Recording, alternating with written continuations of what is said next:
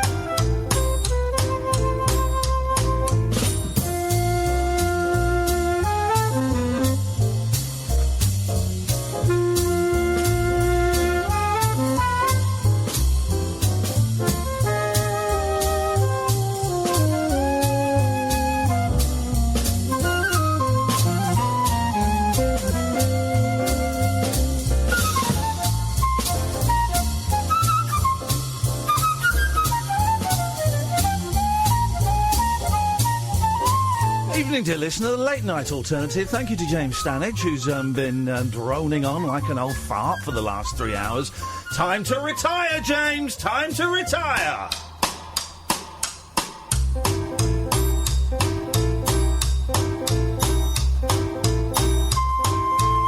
So I'm just confused by... Dave has sent me a tweet that says it's about a TV show for New Zealand, and I can't quite open the link. 4 overweight teens... It's a programme called The Good Shit, right? Called The Good Shit. 4 overweight teens agree to swallow capsules filled with other people's faeces in hopes of losing weight. What? But a lack of suitable poo donors threatens the experiment.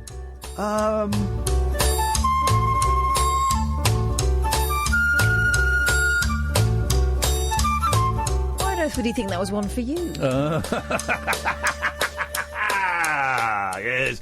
Listen to Catherine. Now she's got an agent. Expect some much more grown-up material. Kath TM. Here we go. Can you try and find out some information on that programme? So New Zealand Television. It's called The Good Shit. I don't believe it. I believe it. You'd have to believe it, wouldn't you? Good evening, dear listener. Late Night Alternative. Oh, we are here to save the radio airwaves from the dross. From the Dullingtons that are filling the airwaves around the country. I'm sorry, Tom Snorbrick. I don't care for your day 2 dissection of Theresa May's speak. I don't care. I'm sorry, Duncan Bucks. I don't care for your talk about Prince Harry. He's not going to go to Bognor, to Butlins. It's nonsense. But I do care for both gentlemen as human beings and as people whose hands I've shook and looked in the eye and told them both I admired their work. 0344 499 1000 is the telephone number if you want to give us a call. You'd be very welcome to. We might be speaking to John Flansburgh from the They Might Be Giants. We might not. He's playing a very coy game of hide-go-seek where he flutters his eyebrows at me and his eyelashes... and then hides. That's not actually how you play hide-go-seek, and it doesn't really explain the situation we're in. Basically, he emails me saying he wants to come on the show. I email him back, and then he goes, I can't do it tonight. How dare you? How dare you? How dare you, John? By the way, it's got to be said, I was on Music Magpie and Amazon when I got home last night, filling those gaps in my TMBG CD catalogue. Oh, don't pull that face, Catherine. You're getting a copy of Flood. Oh, you're getting a copy of Flood. One of the greatest albums of all time. What year was it made? 1990. Thank you very much indeed. 03 44499 1000. I've been thinking long and hard as to what... This is Britain's most successful late-night phone-in show ever. Right? Ever. And I have been thinking, well, how do we make it more successful? Okay, so I was kind of going through my head, well, what is the most successful radio show in the history of radio anywhere in the world? The answer, Catherine? Do you know? The Christopher Evans Show. Which iteration? I would say the... Tricky. We finish at 1 o'clock, Catherine. The Virgin one. Incorrect answer. No. The most successful radio show of all time has to have been the Chris Evans BBC Radio 1 Breakfast Show. Oh, yes. It was spunky, sometimes literally. It was feisty. It was mean. It was bullying. It was horrible. It was funny. And it was great. Now I was thinking, but what made it great? Because Evans has never quite... You've forgotten it was drunk sometimes. It was drunk, boozy. It was hit and miss. But Evans has never quite hit the highs that he hit there. Of course, when he comes to Virgin next year, once they've built that whole new city, they're building a whole new city at his own personal design called Evanstown to house the new Virgin Studios. So once that's done by the year 2036. Then we'll hit, and he'll be back. He'll be better than ever. But until then, we have to cling on to the glory that was the BBC Radio 1 Breakfast Show with Chris Evans. Thinking, well, what made it so good? Obviously, Chris's own brand of unique, zany, madcap weirdness and bullying. But no, there was more to it than that. One simple word, and it begins with... Let's throw this over to Sam. Sam, put your headphones on. Turn your microphone on, son. We're going to... Today is the day that you become a man. Okay. What's that buzzing? It's my microphone. That's outrageous. Because I've got all the equipment in here, so it makes noises. Well, it's never buzzed before. I'm pretty sure it has. I'm pretty sure you said the exact same thing the last time I turned this mic on. Really? Okay. Yeah. Don't talk to him. Exactly, because he's cheeky. Yeah. He backchats Yes. in gay slang. So, I'm going to give you a clue. You answer this question, and I'm going to give you £10.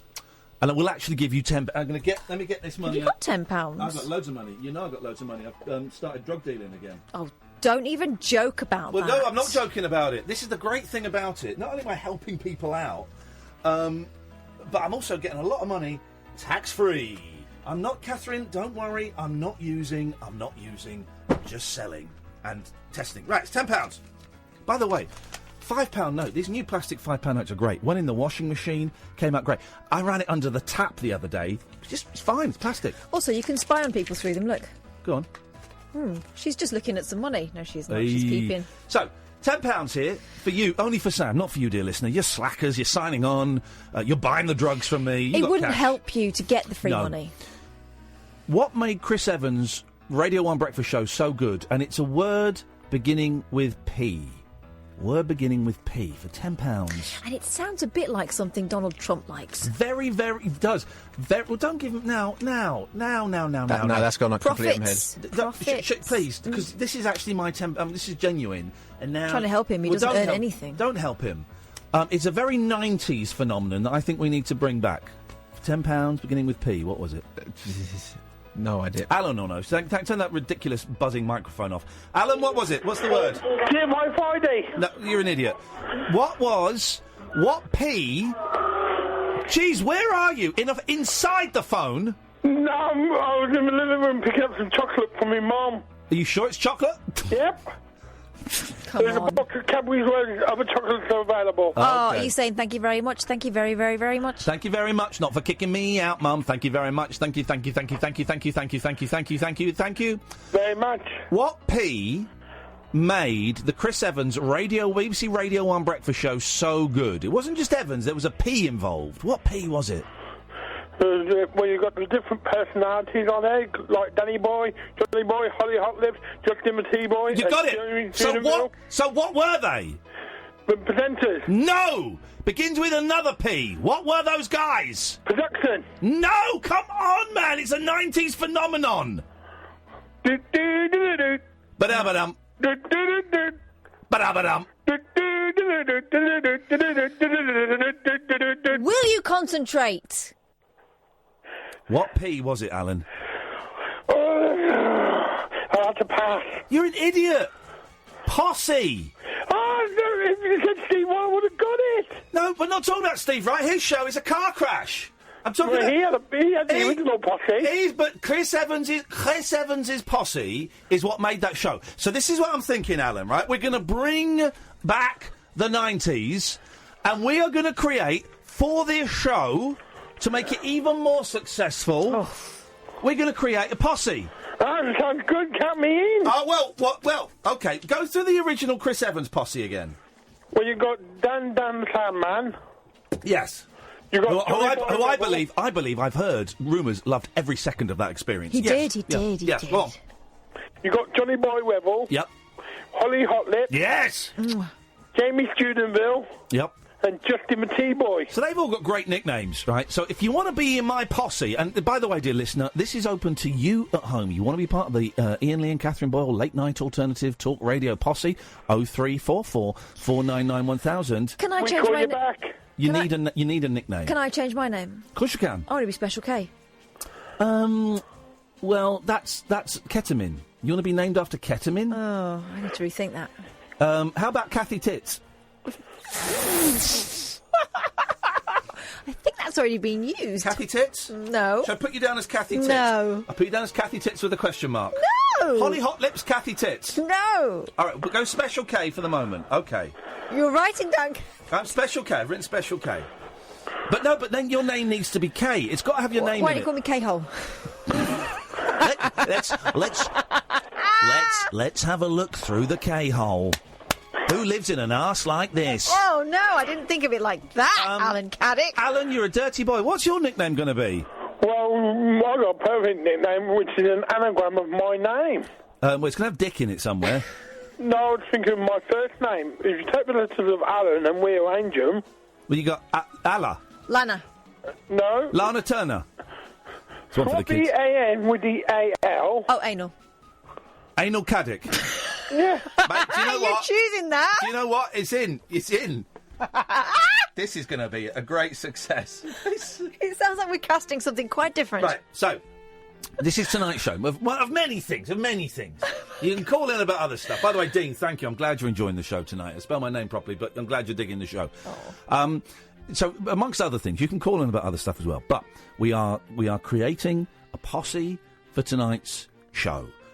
We've got Special K. We've got Anal Caddick. Sam, you have a little think, mate, because you're in the posse. Well, you can be in the posse if you have a name. And over to you, dear listener, 0344 499 1000. As well as doing that, you know, the other day we came up with the celebrity that everyone likes, and we ended up with Michael Palin.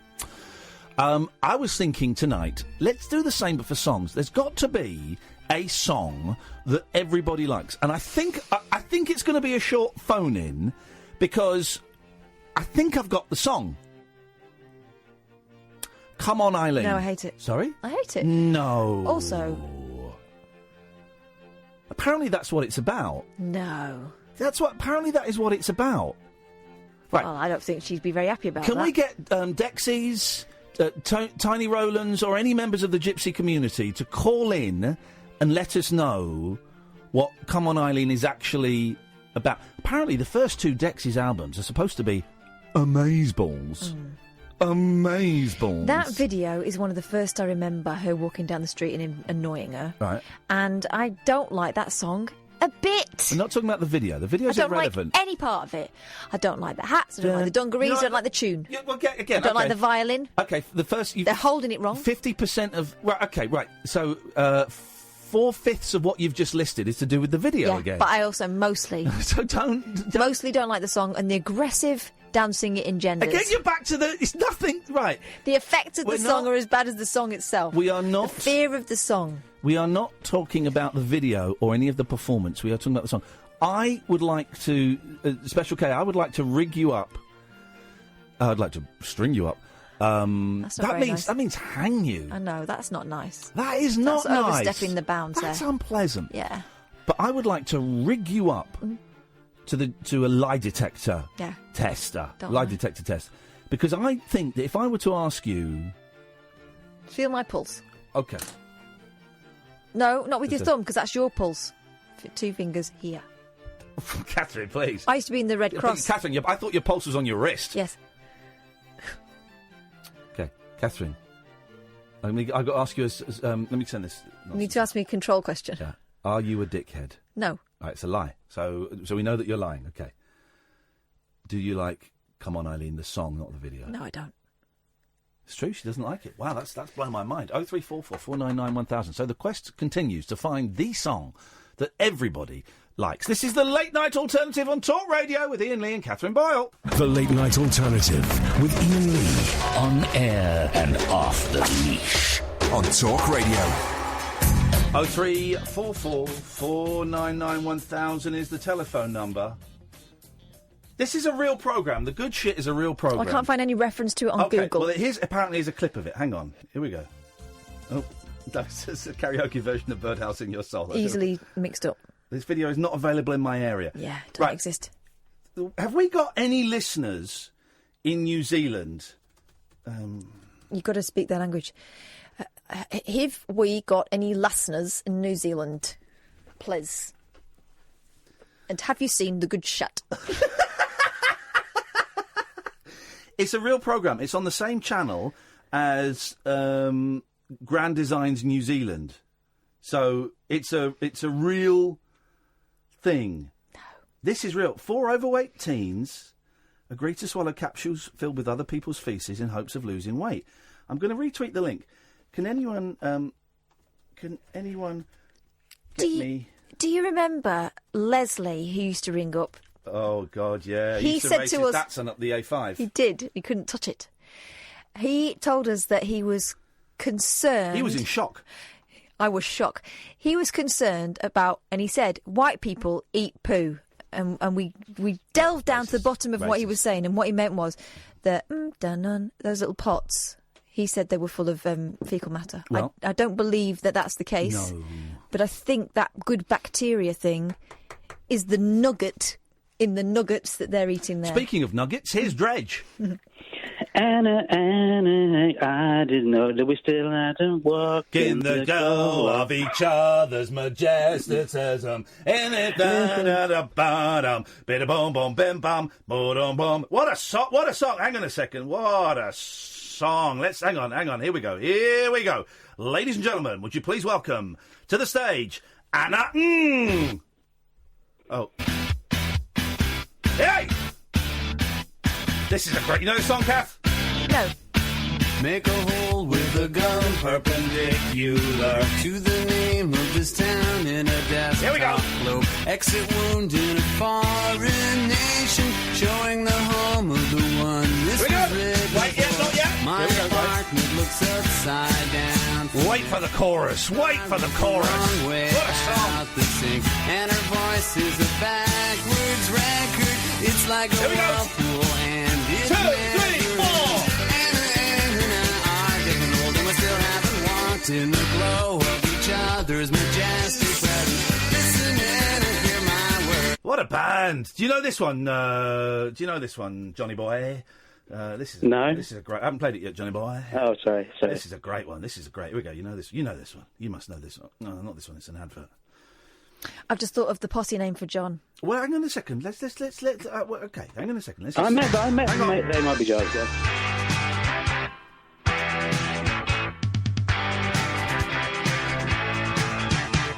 Don't let's start. Let's start, This is the yeah. worst part. To believe for all the world that you are my precious little girl. But Don't let's start. I've got a weak heart. Don't let's start. I've got a weak heart. I remember singing that in the freezer room in B-Jams, trying to keep warm. Have they still got a dial-a-song thing going on? Yeah, they just started it again. No, they just started it again. Blimey. Yeah. You should go and see them live, man. You'd love it. It's a good old show. Yeah, I saw them live many years ago. Many years ago. I meant to see them recently. God, you get me so angry. There was a man at the concert yesterday who I thought was you, Dredge. But I said, no, that Dredge is white. No, it wasn't that man. The other one. Oh, okay, right. That is quite. It's a shame you didn't recognise me there. That was me hiding. Here's the thing, right? I've got a fun game that I'm not allowed to talk about because of political correctness. Okay. Okay. Right. Basically, I like it when I see people that look like my friends or famous people, but they are of different ethnicities. And I like that. And it amuses me. And it entertains me. But you can't go on Twitter and say, I've just seen a black Ringo Starr, because people accuse you of being a racist or a drummist. Really? I don't think that is racist. All right, can you tweet now, you've just seen a black Ringo Starr, and see what happens? She's doing it! It's a good game, guys. I thoroughly recommend it. Anyway, Dredge, do you want to be part of the 90s posse that we're forming? Yeah. Well, I could be. People used to call me Judge Dredge a lot at school. Judge Dredge. Yeah. Okay. I've got a better one. All right. Well, we're going to get to yours in a minute. Let's go through Dredge's tedious list, and then we'll get. Then we'll get to your... I think, Brilliant here's the one. thing. Dredge, she's got an agent today. I think Catherine might have been doing cocaine or something to celebrate, because she's wild. Absolutely not. She's got her knickers on her head. That's an unusual image. Not that unusual. Here's the thing, right? I don't like any word for the downstairs underwear of either gender, any gender. Bra is fine. I prefer brassiere, but bra is fine, right? I don't like the word pants. Yeah. I don't like the word knickers. The word panties. What am I, living in a porno? Keks. No! I don't like... Scrundies. Don't like scrundies. Boxers, I can kind of live with, but I don't... There's no good word. Undercrackers. No! Do you know what I mean, Dredge? Well, yeah, it's sort of rather uncomfortable, isn't it? It Sort of is. uncomfortable. You want a size bigger. Thank you very much indeed. OK, let's hear the rest of your names. Dr. Edge. That's the one I was going for. Thank you. Well, hang on a minute. We don't know. Have you written it down somewhere? Can you show us the evidence? Believe me. Well, I don't believe you. I wouldn't claim it if I wasn't proud of it. OK, you just realised that was actually better. Dr. Reg is where I was going. No, the one you had was D-Reg. No. You had... D-Reg, you that's had Drage. Hey. Forget about Reg. I like Dr. Edge. And I like Dr. Edge. What do you bring, Dr. Edge? What do you bring to the posse? Everyone's got to bring something to the posse. What do you bring to the posse? Well, nobody ever brought anything to the posse on Chris Evans' show. Holly brought hot lips. I know what Dr. Edge has got. Yeah. Whenever I see you, Dr. Edge, you've always got your magic bag. That's true. Yeah, he's got a bag. All right, I'll tell you what. Welcome to our first feature. Dr. Edge in his magic bag. Dr. Yeah, Edge, what's in the magic bag? What's in the magic bag, Dr. Edge? That sounds like a TV series. I quite like All right, that. don't build up your part, otherwise we'll just get you fired. Yeah, don't run before you can walk, mate. What is it could be a feature film. No, we'll get you replaced by someone else who's less trouble. What is in your magic bag today, Dr. Edge? It's cocaine. Oh. Is that all right? Thanks for your call, Dr. Edge. I mean, that guy, we need to get him off the posse. We need to get him off the posse ASAP. Some people can't handle the posse. Jack, can you handle posse? Yeah, I'm up for posse. Beautiful. Do you want to be in? Yeah, I'm up for being in the posse. Well, what's your name going to be? I was thinking, what about Wacky Jackie? Okay, okay. We got to tread very carefully here. Are you going to be ironically wacky, or are you going to be genuinely wacky? I think ironically would probably work better. Let's hear it. Let's hear it in motion. So, hey, look who's coming in the studio. Look, it's Wacky Jackie. All right, Wax. Hi, Ian. Come On Eileen is about what you think it's about. No, this is what we do. In the same way that Comedy Dave wasn't funny... Wacky Jackie. And that's where he got the nickname from. That's not me being rude. He was called Comedy Dave because he was deadpan. He's a nice bloke. I've met him. Wacky Jackie's just as flat as a pancake. So you just got to do it in your normal voice. Hey, look who's called in. Flapjack. Look who's called in, Kath. It's Wacky Jackie. All right, Wax, what you got? Well, Come On Eileen is actually what you think it's about, Ian. Is it? Now, I didn't know this until a few weeks ago, and I saw a tweet about Come On Eileen. Oh, I was making songs rude. So things like Octopussy's Garden and... I can't remember any others, but that was the one anyway. And someone said, "Come On, Eileen," and someone then tweeted, "No, that's actually what it's about." And I didn't know that. Is it? Well, I run a choir, and I really wanted to do that song in the choir because, as Kath knows, it's just a brilliant song. Hate it. But I had to look at the meaning, and the lyrics. He says, "You in that dress, my thoughts I confess, verge on dirty." That is not enough. Now, listen, bearing in mind the whole Kavanaugh thing that's been going on, you're going to need way more evidence. If we're going to employ the standards they employed in that hearing the other day, you know, the American dude, the Kavanaugh dude, I'm aware of his who's work, up for being like one of the 9 top judges in America, but he's accused of rape and sexual misconduct. And if that evidence had been presented... what you've just presented there, they would have they laughed at, like, pretty heavy evidence, but they would laugh at that. That doesn't mean it's about, a bee party. I just remember reading something about the writer saying that it was about when they were young and all they wanted to do was the deed. and that's why they wrote the song. And okay, no, I believe you it in that is. dress, my thoughts I confess, verge on dirty. Yeah, virgin. That's fine. There's no crime in that. I don't think he is. There's no crime being a virgin. We all were. Some of us still are. The second thing is I've got a song to put in the most popular song that everybody enjoys. We're trying to find the song that everybody likes. And Catherine is, I think, is being a B1TCH. If I'm got to be completely honest with you, she's trying to scupper. She's got an agent now, Wacky, and she is trying to. Could you type on the names as well? By the way, so this is Wacky Jackie. Thank you. I think she's got her eyes on taking this slot from me, Waxter. So that's why she's being contrary. So we've got to come up with another song. All right, what have you got? Let's see if Wacky Jackie can get KT... Special K.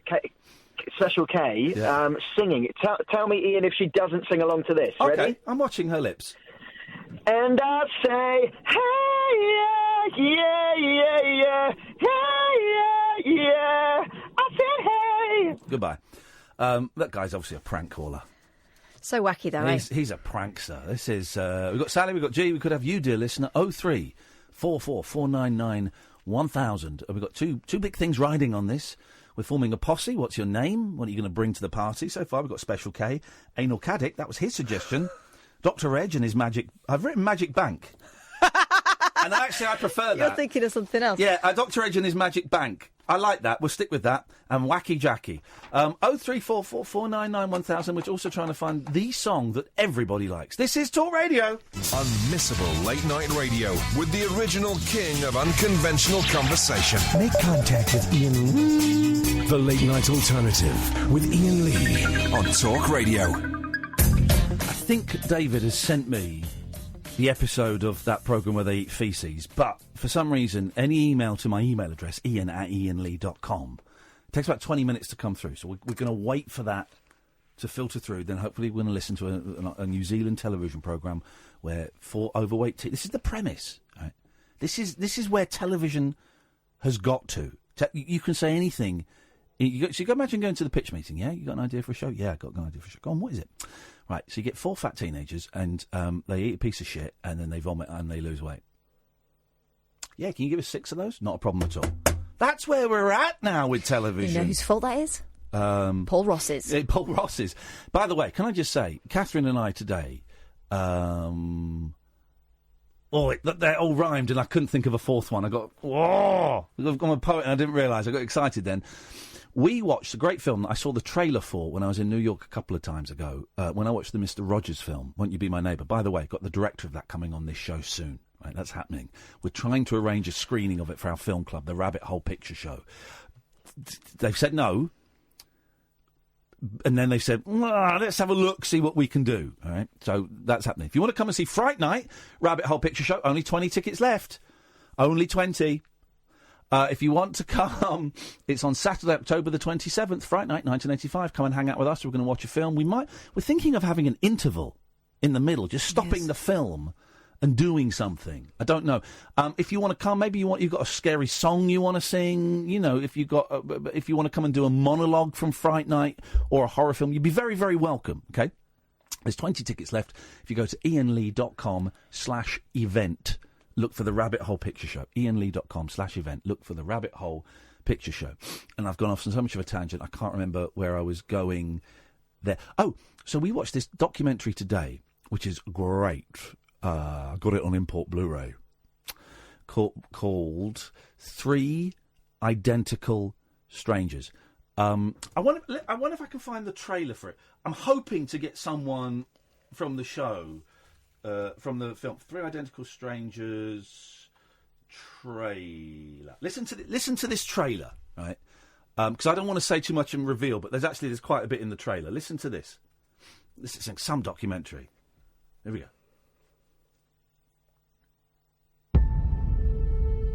I wouldn't believe the story if someone else were telling it, but it's true, every word of it. It started when I went to college. It was the first day of school. All these people are coming up to me saying, Eddie, how are you? Eddie, hi. I'm like, my name's not Eddie. I don't know what you're talking about. As soon as this guy turned around, I knew it was Eddie's double. I said, you're not going to believe this. You have a twin brother. Oh, my God. As I reached out to knock on the door, it opens. And there I am. His eyes are my eyes, my eyes are his eyes, and it's true. And then the story went from being amazing to incredible. It was an article to Twins Reunited. I think I might be the third. Yes, man! When people ask me what is the most remarkable story you ever encountered, I tell them it's the story of the triplets. You guys have been on the front page of every newspaper in the world. True. They were more like clones than they were like brothers. It was a miracle. There was nothing that could keep us apart. That's when things kind of got funky. Something was just not right. They separated these boys at birth. The parents had never been told that there were two other children. What was the purpose? Why? How could you not tell us? They're trying to conceal what they did from the people they did it to. When you play with humans, you do something very wrong. Who would be evil enough to come up with something like this? There's a lot of powerful people who would like to have this story silenced. There's still so much that we don't know. It boggles the mind. It's a mystery. I'd like to know the truth. That's it, man. It's honest. I got goosebumps. And I had goosebumps when I saw the trail in the cinema in New York. I got goosebumps. And I've seen the film. And I watched the trailer and I got goosebumps. And I thought, but they've given away the story. The story, so the story says a guy and he goes to college and it turns out he's got a twin and that becomes a big story that he never knew about. And then it turns out there's three of them. Okay, that's the story.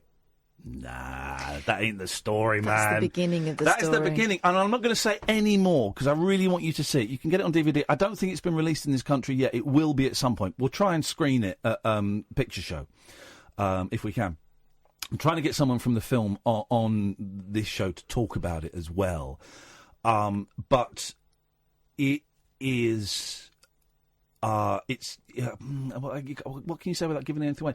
It shows you how low human beings can sink and how ethically some people have no ethical boundaries. There's no ethics in people. And it's one of those films that it's only when it finishes that you realise that you haven't breathed out properly for the whole time it was on. When you think you've grasped it, because the first 30 minutes is these three guys reuniting, and just when you think you've grasped the story, it turns a corner. You think, oh, okay, right, no, this is...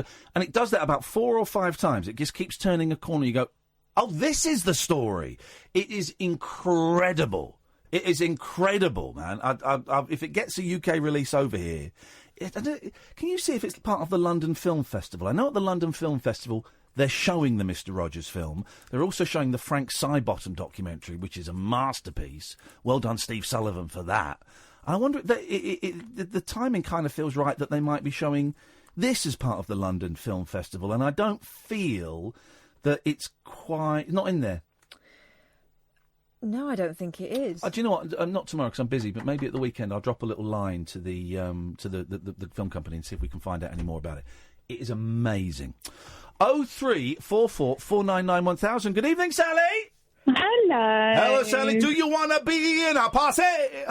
Yeah, go on then. So far, go we got then. Special K. We got Anal Caddick. That was his idea. That was his idea. He took to that with gusto, didn't he? Dr. Edge and his Magic Bank and Wacky Jackie. Who are you going to be? Well, I've had 3 nicknames in the past. Mrs. Kanchelskis. I don't think that's going to fly, is it really? I quite like that, but only if you're doing an old Polish woman character. Right, okay. Where's that come from, Mrs. Kanchelskis? There was a footballer, Andrei Kanchelskis. Kanchelskis that I used to be madly in love with when I was... Okay, yeah. that works. Big Mac. Sorry? Big Mac. Okay, I like the Big Mac, yeah. Okay.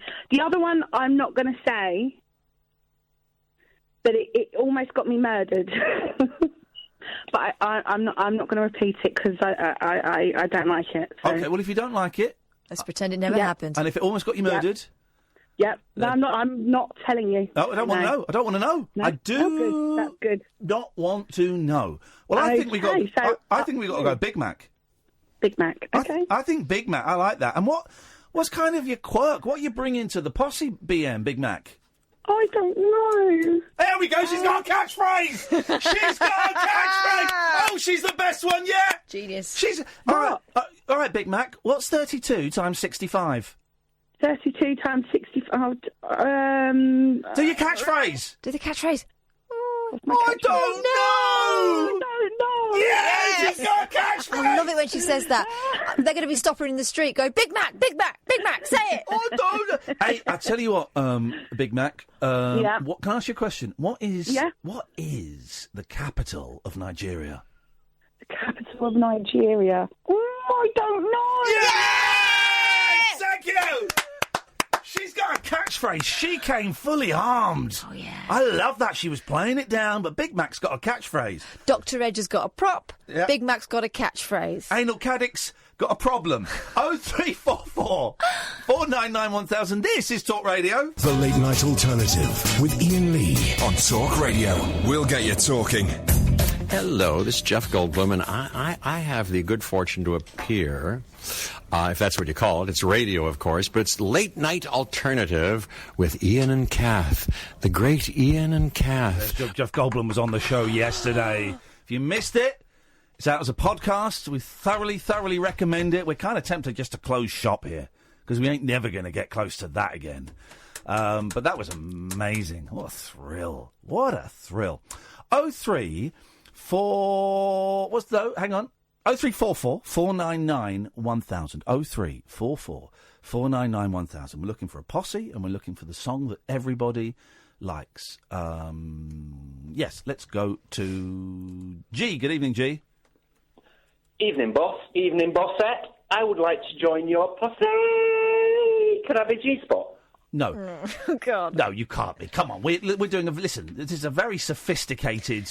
highbrow. We're not dabbling in the low for this. This is the high, the HB, the highbrow. We cannot refer to mythical places that do not actually exist as names. So that is incorrect. That is an that is a no. Try again. Okay, so can I go with your television idea where people eat sandwiches of feces? No, it's not my idea. It's a real programme, and I'm waiting for it to come through. I think someone's emailed it to me, but it's not. For some reason, it's not coming through. David, in fact, let me write to. David. Can I suggest a title? Oh God, go on.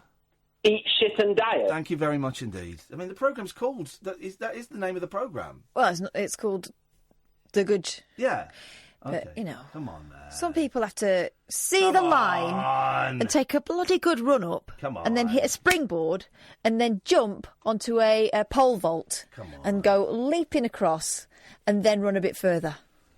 Dave Angel. Dave, I'm going to give you my other address, my top private. This is my top private email address. In the 6969 at perv.com. Yeah, that's the one. The switchboard is empty for the first time. 0344 499 1000 is the telephone number. If you want to give us a call, you'd be very, very welcome too. The penguins at Telford Exotic Zoo are unusually quiet. Why do we still have zoos? Why do we... when I was in New York, I very nearly took the boys to New York, to the zoo in Central Park. And I thought, no, I can't, because I'm ethically opposed to them. And I was talking to my eldest son about it. We had a really grown-up conversation about it, actually, for an 8-year-old and a 45-year-old, where I said, look, one of the things that we could do is go to the zoo, but I kind of have a problem with the zoo, and I'd like to get your thoughts on it, please, because this is about you and what you think. I'm going to tell you what my problem is, and I'd like to hear your thoughts. And I said, I just think keeping animals in cages isn't a great thing to do. And he went, yeah, Daddy, I've often thought about that, and I like zoos because you get to go really close to animals, but I don't like the fact that they're in cages, and I don't think they should be in cages. And so I said, well, do you want to go to the zoo? He said, no, I don't think I do want to go and see a zoo. So that was kind of cool. Of course, he may have been saying that because he thought that maybe that's what I wanted to say. I wanted to hear. I don't know. Who knows? It's psychology. But I don't get zoos. I remember going years ago, not that long ago, maybe 7, 8 years ago. Maybe he was a baby, and went somewhere with the family, and we ended up in an aviary. And I started walking around, and it was like, an owl and an eagle in these. And I just went, do you know what? I don't think I can do this. I'm going to go and wait outside because it just didn't feel right. Hey, listen, if they're rescue birds, that it wouldn't be safe to let them back out into the wild, or they're recuperating, or that's cool. That's great. That's brilliant. Then put them in cages, nurse them, get them up to speed, and if it's okay, let them go. Of course, some birds, after they've been in cages, you can't release them because they lose their instinct. But that's cool. But things, and it's more so with birds, I think, things that have complete freedom, by design of God or whatever, complete freedom to travel anywhere they want, in any direction, back, forwards, left, right, up, down, anywhere, right? To put them in a cage, even if it's a massive cage, right? Even if it's 60 foot by 60 foot. That doesn't feel right. Am I right? I know what you mean. I think the original idea with zoos, well, probably to start with, it was curiosity. Yeah. You'd never seen these things before, and they didn't have film, so it was like, let's all look at this weird thing. Oh, it was a Victorian thing, yeah. And then it turned into conservation. Yeah. But now we've got ways of tracking and protecting animals in their own habitats, haven't we? Yeah. Preserving, you were going to say? Yeah, I was mixing it up with game reserves. No. But you know what I mean? Yeah. You don't. I think in some cases, maybe you do need to have them in an enclosure. But I get what you mean. It feels old-fashioned, you doesn't go it? and see amazing places like Monkey World down in Dorset, which is incredible, where they travel all around the country, all around the world, and they rescue monkeys from people that have got them as pets or using them as, props or photographs, or injured monkeys that have been a bag, all around the world, right, from laboratories. And they bring them back, and they slowly put them on the telly. Well, they've got great TV series. And they slowly integrate them with their own species in, for the most part, massive enclosures. They're enclosures, but they're massive, and they've come from a life of having the crap beaten out of them and being given cigarettes and booze and drugs in some cases. And they get a life back. That I can dig. They do take some of them home, don't they? They do take some of them home, yeah. But for most of them, if I've got this right, we should get someone on from Monkey World, because I've spoken to them before. I love it there. Me and the boys love it. I've always wanted to go. Oh, I've been about 7 or 8 times. I remember going to a zoo actually once, and we saw a monkey. It was with my wife before we got married, and I went, "We're having a weekend away," and I said, "This is not right. This monkey's not right." And I said, "Do you want to go to a place where it's cool for monkeys?" She went, "Yeah." We drove to Monkey World, and we were about 2 hours away from it, but we needed to hit the reset button on seeing it, and what they do there is incredible. Now that is fine, but a lion in a cage, a polar bear. A polar bear that can travel tens of miles, hundreds of miles over a week in a cage? Listen, I don't even like rabbits in hutches. No, I felt a bit funny when we had rabbit. Anyway, the penguins... Sorry, my vulva is stuck in my throat. The penguins at Telford Exotic Zoo are unusually quiet. Not because they're miserable being locked up. They don't eat much, and you won't spot them waddling about in their new £60,000 enclosure. That's because they're made of plastic. This is from the Times, hit by a serious shortage of birds, the zoo owner had to take desperate measures, so he used models to create an instant population. The zoo had been looking for 6 Humboldt penguins native to Chile, said it properly, and Peru. Chile. No, it's not, it's Chile. It's lay. You say lay. You are way off the mark on this one. Back away from this. Back away from this. It's Chile. Hang on a second. Let's find out. Hang on.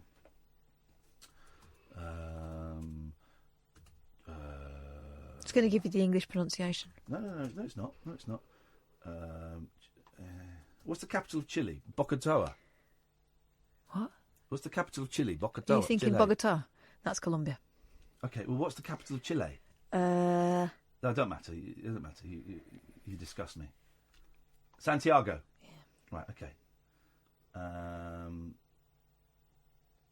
Okay. Right. We're going to phone up a restaurant. No, don't. No, I want to know how to say the country. There we go. Okay, we're just going to phone them up. We're going to settle an argument. No, don't. And I know why you don't want me to, because you're about to be humiliated by a Chilean. Just looking at the time, we could bring my mate Yandy, but she'll be in bed. Oh yeah, let's phone up your mate, because that's not totally biased, is it? She's from Chile. She's not. She's from Chile. Oh my God! This is an impossible job.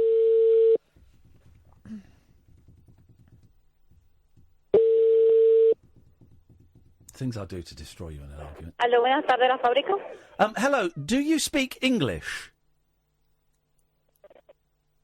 Un momento. Thank you. Momento? Yeah, she's going to go get someone. But I know what momento means, but that's Italian. No, it's Spanish as well. What language do they speak over there? Spanish. Oh, you speak to them then. What are you doing it for me? No, you wanted to do this. You're in. Let's see how you get on. How are you? Hello? Hola?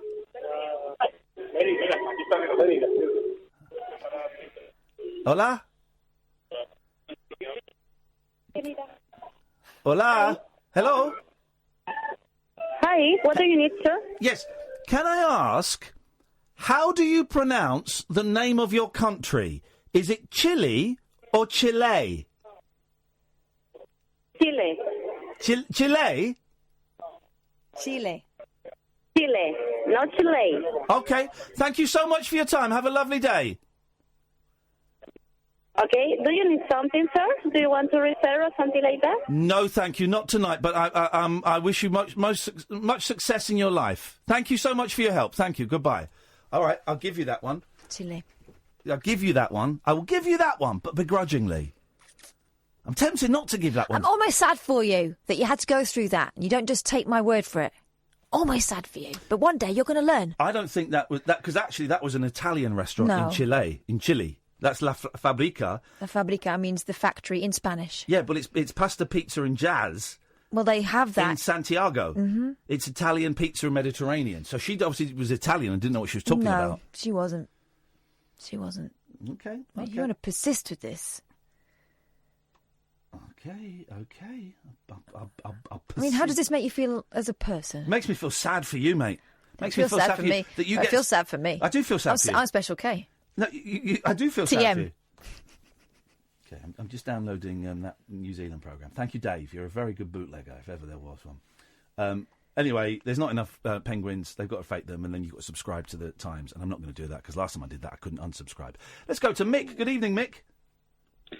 Hello, my friend. Hello. Oh, he's singing the song that we carried my dad's coffin into the church.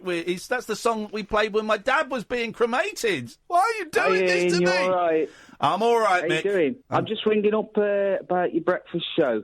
I want to be called MG, because my name's Mick Griffin. Nick Griffin? Mick, not Nick. Mick Griffin. Mick?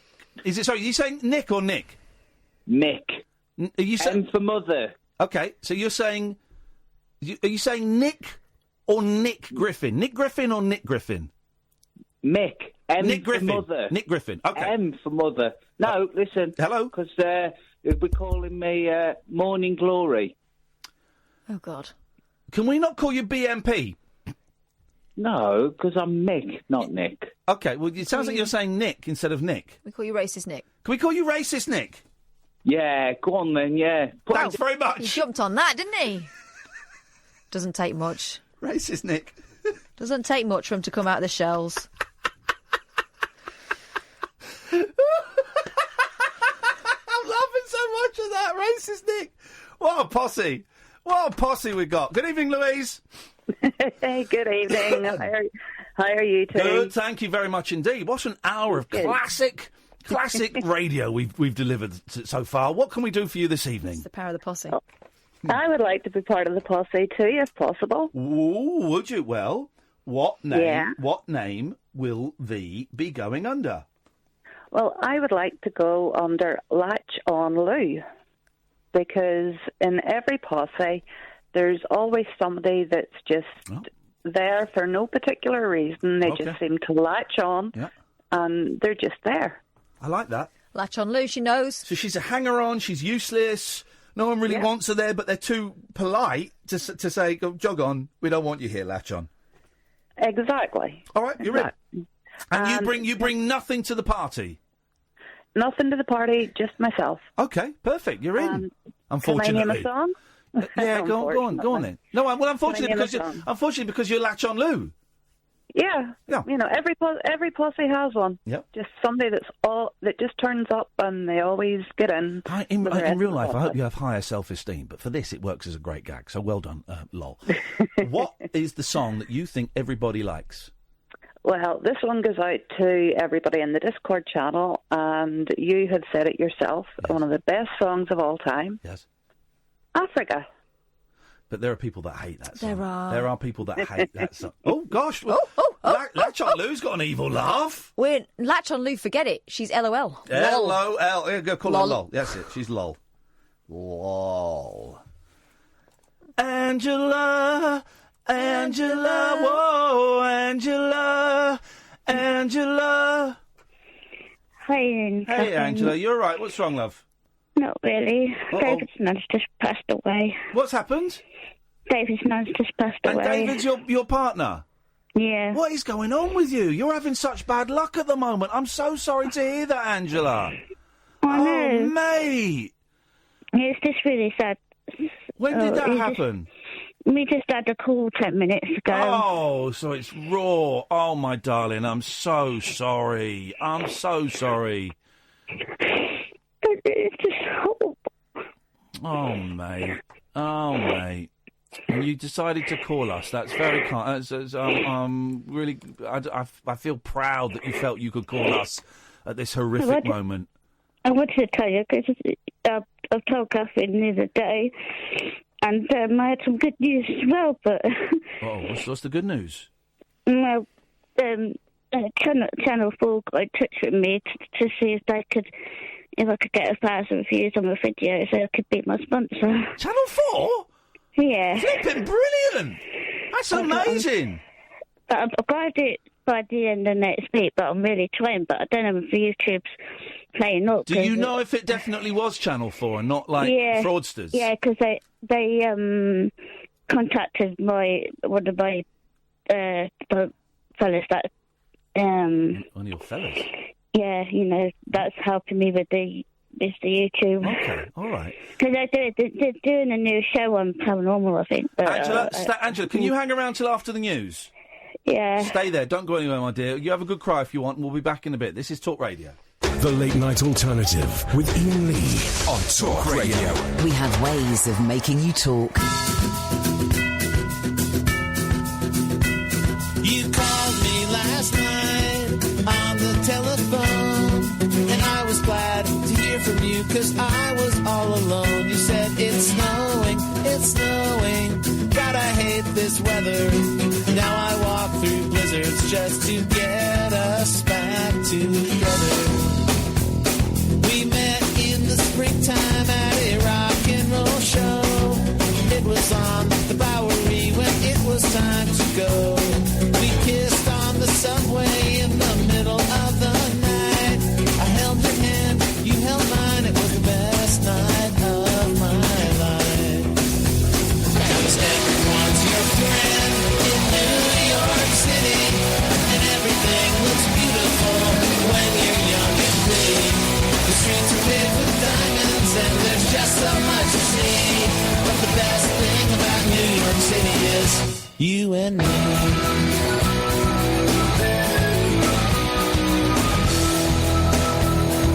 Statue of Liberty, Staten Island, Ferry, Co-op City, Kansas, and Tiffany, Central Park, Brooklyn Bridge, the Empire State where Dylan lived, Coney Island, and Times Square, Rockefeller Center. Wish I was there. You wrote me a letter just the other day. Said springtime is coming soon, so why don't you come to stay? Packed my stuff is on the bus. I can't believe it's true. I'm 3 days from New York City and I'm 3 days from you. Because everyone's my friend in New York City, and everything looks beautiful when you're young and pretty. The streets are paved with diamonds and there's just so much to see. But the best thing about New York City is you and me. Cause everyone's my friend in New York City. Everything looks beautiful when you're young and pretty. The streets are paved with diamonds and there's just so much to see. But the best thing about New York City is you and me.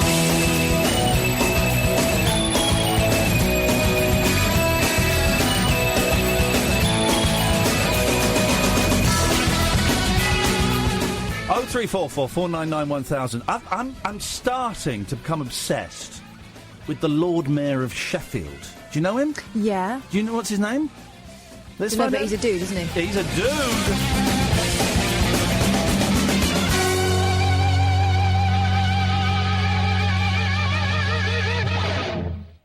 Majid, right? And I think he was on Good Morning Britain when I was on once, when I used to work on Good Morning Britain. Remember my TV career? And he's a 28-year-old Somali refugee, and he's the Lord Mayor of Sheffield. And I don't really know that much about him, but everything I've seen, I think he's brilliant. I think he's absolutely brilliant. Obviously talks a lot about mental health and stuff like that. Stay there, Angela. I'll come to you in a second. Talks about mental health in a way that's kind of very, innovative for someone in that position. I mean, the Lord Mayor doesn't really have much powers, but this guy is going in and giving it a boot up the arse. He wears colourful clothes, and he wears the chains, the Lord Mayor chains. This is a thing from The Guardian from June. Majid was in his local Sainsbury's recently when a shopper asked him to pose for a picture by squatting. The 28-year-old cheerfully obliged, crouching on the supermarket floor with a loaf of bread in his hand. Today our photo shoot takes forever because as soon as we leave the town hall he keeps being stopped in the street. But his fame extends far beyond his hometown of Sheffield. A Jordanian friend told him his mum had seen him on the news in Amman. I'm like, what the heck? I didn't expect this much attention. Majid has become a global celebrity since being elected Lord Mayor of Sheffield in May. His elevation was reported as good news all over the planet, and when we meet in his office, the Lord Mayor's parlour to be precise, he can't stop smiling. But in fact his appointment was not celebrated with universally excited fandom at first. You're a disgrace to this city, people shouted at him from passing cars. I'm disappointed that Majid has seen fit to tell everyone that he is a black Muslim immigrant, complained a letter to the local press. Another resident wrote of his appointment, it's an insult to the people of Sheffield. There must be many Sheffield-born people who are worthy of being the mayor. What has Sheffield finally come to? There were complaints about his choice of music for his inauguration ceremony. The Imperial March from Star Wars. Good. And Majid pulls out a copy of a local paper from his desk drawer to show me the most ridiculous letter which lamented, we are losing our identity. How did he feel about the criticism? Do you know what? He says it was a small minority, but it felt large because it was all I was hearing. Did it make him wobbly? Yes, of course. I'm human. And it goes on and on. I've sent him a little... His DMs are open.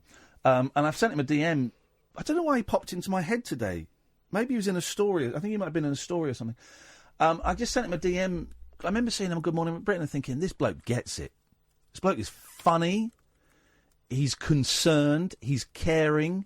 And he cares about his community. Cares a lot about the community of Sheffield. And you go to his Twitter feed and it's him. You know, the Lord Mayor is nothing. You know, it's kind of ceremonial, really. But he's doing events about mental health. There's all kinds of stuff. So hopefully, I'll send him an email as well at the weekend, make it a little bit more formal. Hopefully we can get him on, because when you see, and it's slightly different, because Lord Mayor isn't necessarily about politics, but when you see, what you got? It's a picture of him in The Guardian. Oh, man. It He's got a leather jacket on. He's got a baseball cap on back to front. And he's got a big beaming smile. He's a young man and he's not pretending to be an old man to get your respect. It's not a political role, right? But when you see... So I'm kind of apples and oranges here. Apples and pears, whatever it is. Apples... What are you comparing? Apples with... Oranges. Yeah. But this is still fruit. Okay, still delicious fruit. One's a citrus. Yeah. One is an apple. And you have them in your fruit bowl and you don't eat them. Well, you don't. But when you see the shower that we've got running this country and the shower... that want to run this country, right? And they're all just old farts, all of them. Jeremy Corbyn is doing stuff. He's got some great policies, Corbyn, but he's doing stuff that didn't really work in the 70s. 45-year-old policies. Theresa May hasn't got a clue what she's doing. Boris Johnson only wants to feed himself. Right, there are a handful that in both sides of the, both Conservative and Labour that are doing it for the right reasons, that want to make an impact on their society and improve their societies. But they're old fuddy-duddies who have been just playing parts in a machine. And then you see something like this magic guy, and you think, man, I wish he was an MP.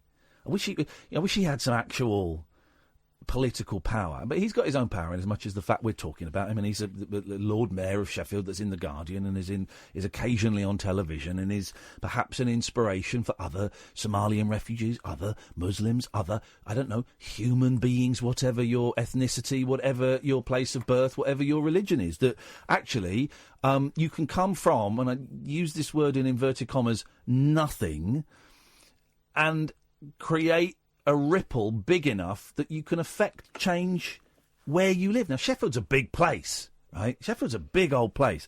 He's affecting a huge change in Sheffield. Will it be lasting? I don't know. Might not be. Might only be temporary.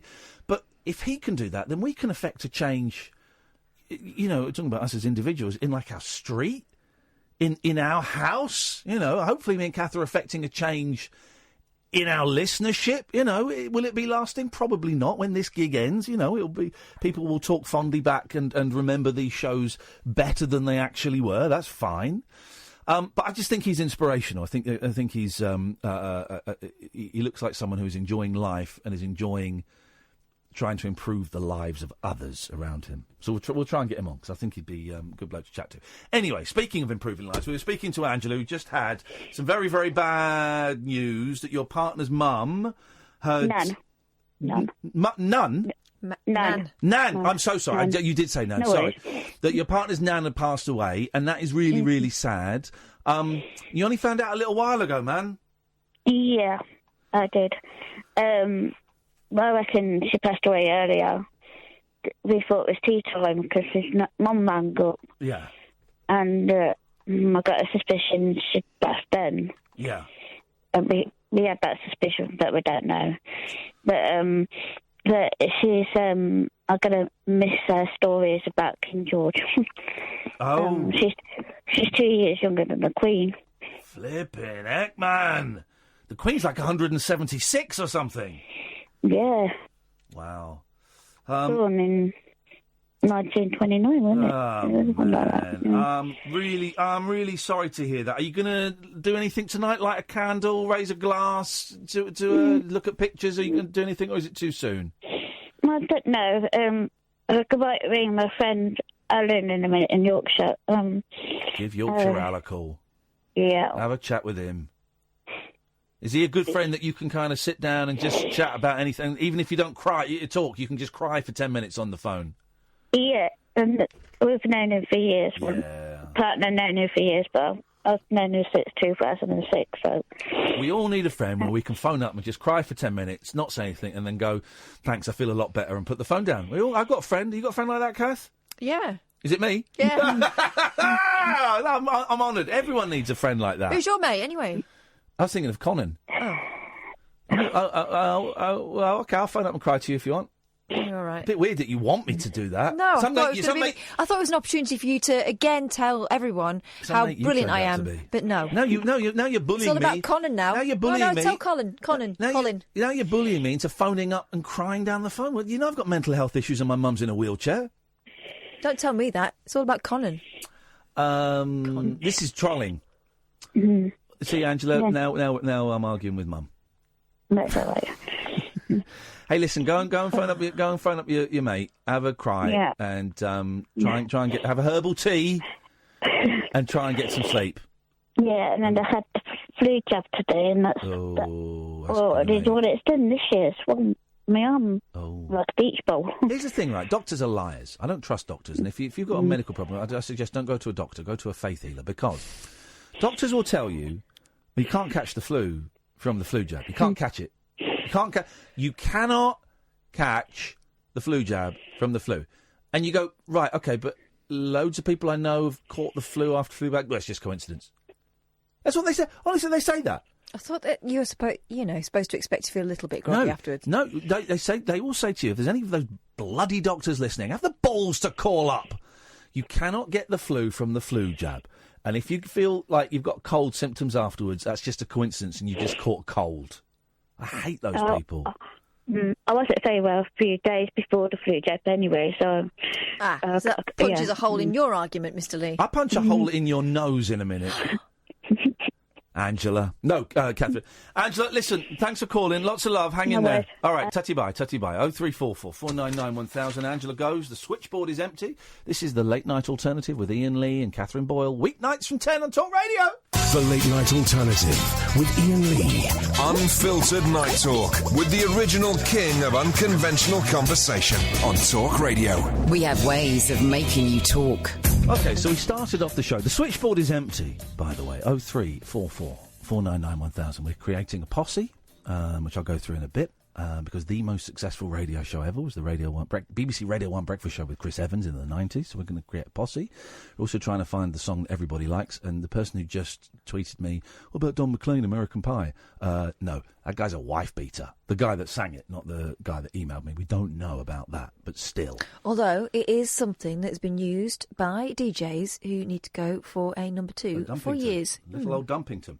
Anyway, started off because someone, I think it was Dave, made me aware of a New Zealand show where 4 overweight teenage kids eat faeces to try and lose weight. In capsule form, not straight. To try and lose weight. And we didn't think it was a real programme. He's just sent it to me. It's 45 minutes. It's episode 1 of a series.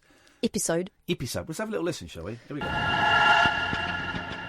Obesity is an epidemic that kills millions of people each year. Not a single country has been able to reduce its obesity rates. And Kiwis are heavier than most. Oh my. For the first time in history, children are facing shorter lives than their parents. But what if there was a silver bullet solution? It's not a silver bullet, it's a brown one. These New Zealand scientists think they might have found one, and it's all natural. It's a theory that would end obesity as we know it. But their solution is not for the faint-hearted or the weak-stomached. I'm gonna go to a poo. Their theory is that human faeces could contain the cure for obesity. It's the newest frontier in health research. There's no question about it.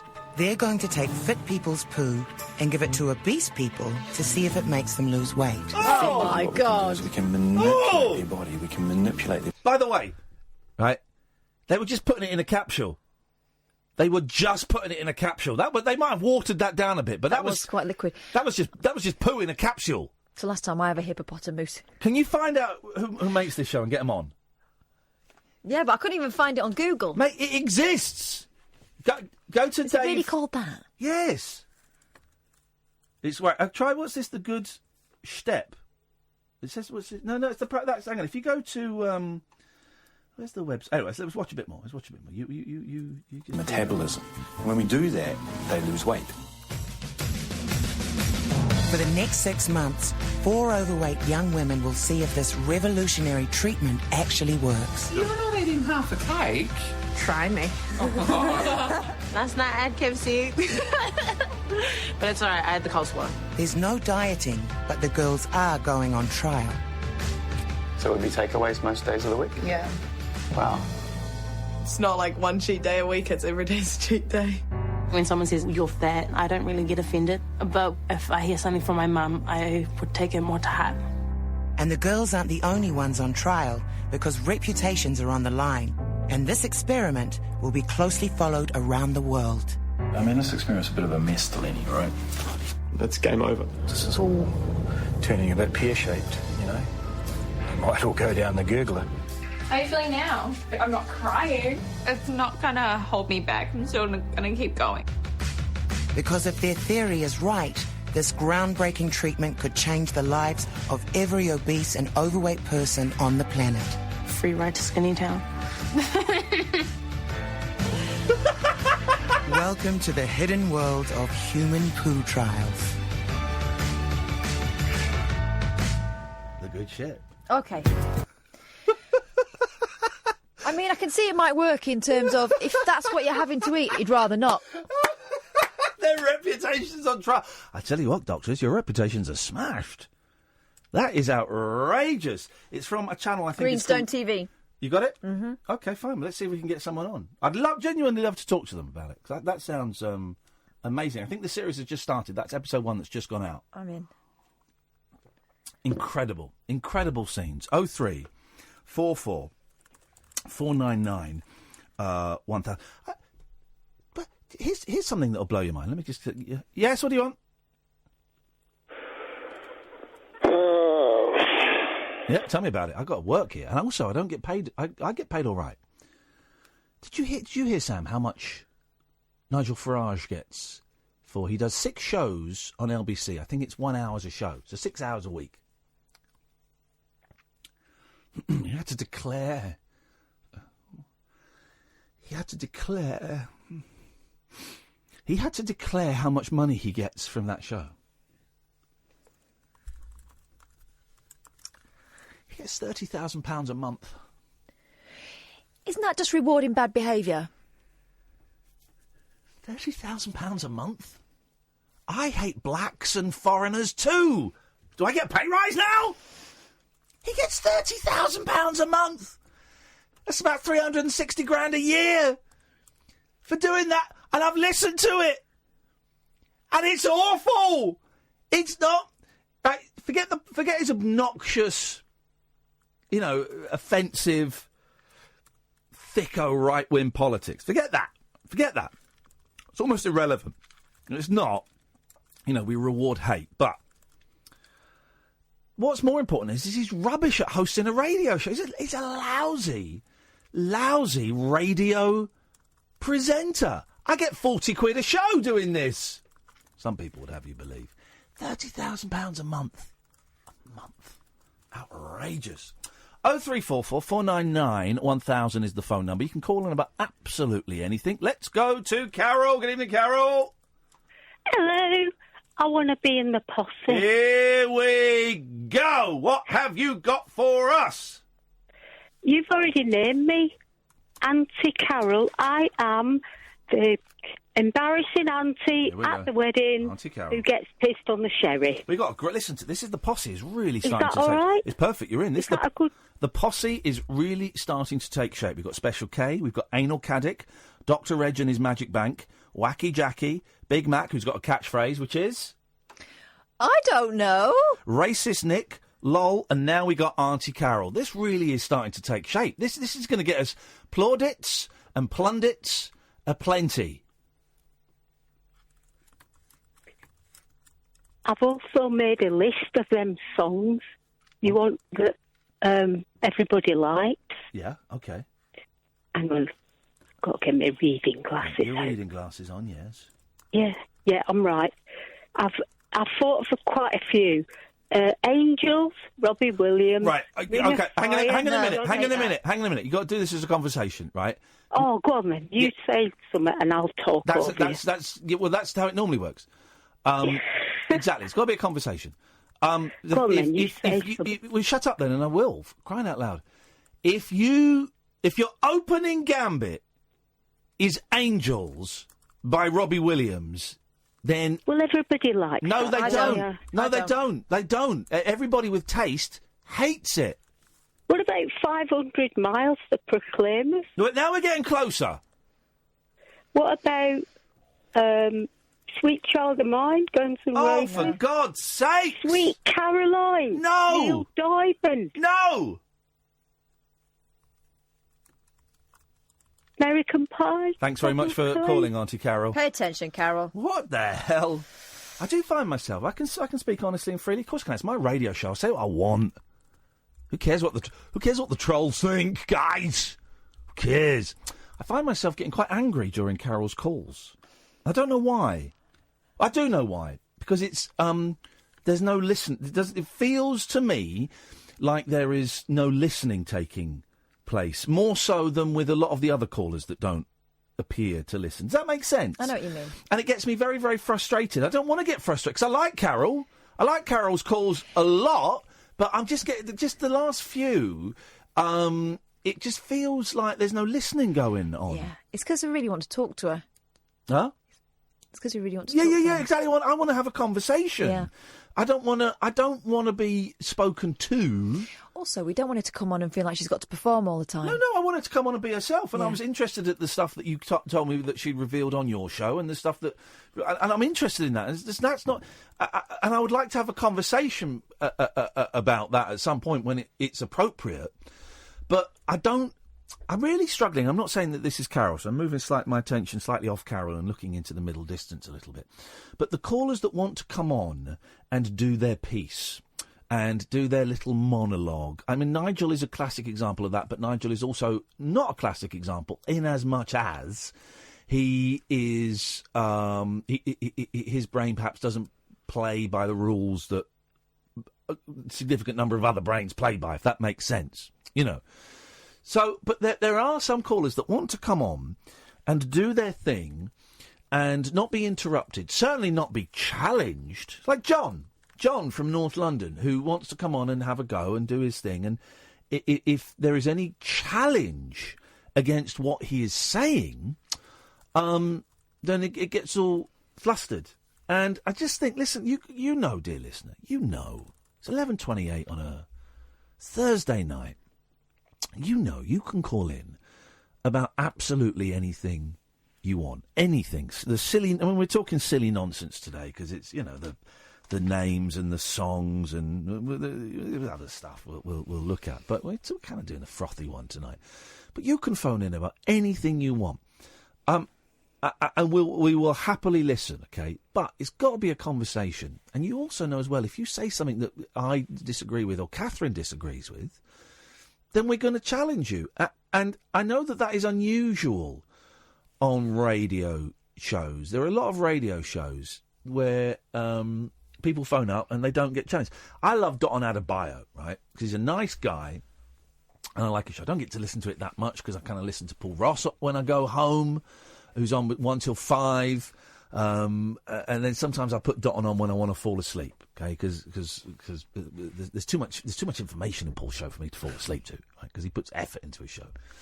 So sometimes I listen to Dotun, and there are a couple of callers, Ray and Orpington, who'll come on and do a monologue, and will say the most outrageous, sometimes borderline nudging over that border into racist things. There's another one, Haley, who says things that Haley, it's not actually appropriate for me to slag off callers on the radio station, but they don't know. But there are some of them that are so arrogant and so obnoxious.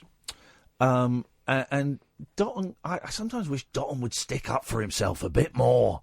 I want him to say, hang on a minute. And he does it occasionally. Yeah, he's very affable, though, isn't he? He's a nice guy. Yeah. He's a nice guy. He's a great guy. And I sometimes want to just hear him to go, whoa, you can't say that. The other thing that annoys me about it, and it's because I like Dotun, is that it feels like they could be talking to anyone because they've just come on to do their thing. Some of them sound like they're reading it. Yeah. Anyway, actually, don't listen to that guy. Listen to Paul Ross. 1 till 5 on Talk Radio through the night on DAB.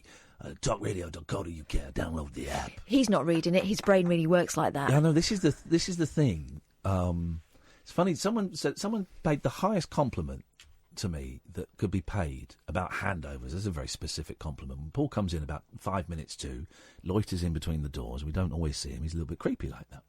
Mm-hmm. And someone tweeted me yesterday saying the handovers between you and Paul remind me of when you used to do handovers with Clive Bull. Now that to me, because Clive Bull is, as far as I'm concerned, the greatest radio presenter this country has ever had. I mean that sincerely. Just the greatest. So, and I did used to do handovers with him. So for someone to say that is a lovely, lovely thing. But Paul comes in when you and I, me particular, we're flagging a bit. because it's the end of our day for us. And you've often been up at a normal time of day to take the kids to school. I've been up, sometimes to do stuff. And then it's like 1 o'clock, and that's a long day. And we're shattered. And Paul, I've never seen Paul Ross tired. I mean, he comes bounding in like a Labrador puppy. Full of information and facts. Full of it. And I'm thinking, I can't keep up with this dude. If Paul came in now, we'd keep up and we'd bounce off each other. Great. He comes in at 1, I think, I can't keep up. This guy's got too much energy. So what I'm suggesting is, if I give you something, would you slip it into his drink? It's a sleeping potion. Oh. And it's whether he'll accept a drink from me anymore. Okay, if I give him a poo tablet, could you make sure... Oh, no. The poo tablet. 03... Anyway, Paul's on at 1 o'clock and he's a cracking listen. 0344 499 1000. This is Talk Radio. The Late Night Alternative with Iain Lee on Talk Radio. 0344 499 1000 is the telephone number. If you want to give us a call, you'd be very, very welcome to. Are you getting cold? Yeah. Nippy. I'm boiling. How can that be? Here's the thing, Iain, I'll come to you in a second. Here's the thing, right? As well as doing this, we do other things. Parenting, life, shopping. And I do other jobs. Now you've got an agent, you'll be doing other jobs. And one of the jobs I got tomorrow, and I'm looking forward to it, but I'm more nervous than I'm looking forward to it, right? Is I'm doing an after-dinner speaking thing. It's an after-lunch speaking thing, but they call it after-dinner speaking. And I've never done it before. Never done it, right? And I'm thrilled to have been asked. These things pay, they pay well. It's good thing. And I think I was asked to do this. I think I was asked to do it before the Jungle. Wow. I think I was. I think maybe like November last year. So this has been sat in the diary for a year. And you can get asked, would you want to do an after-dinner speaking thing in a year's time? Well, I've never done anything. Yeah, go on, put it down. Right, now I'm doing it tomorrow. I'm like, oh, man, why did I say yes to that?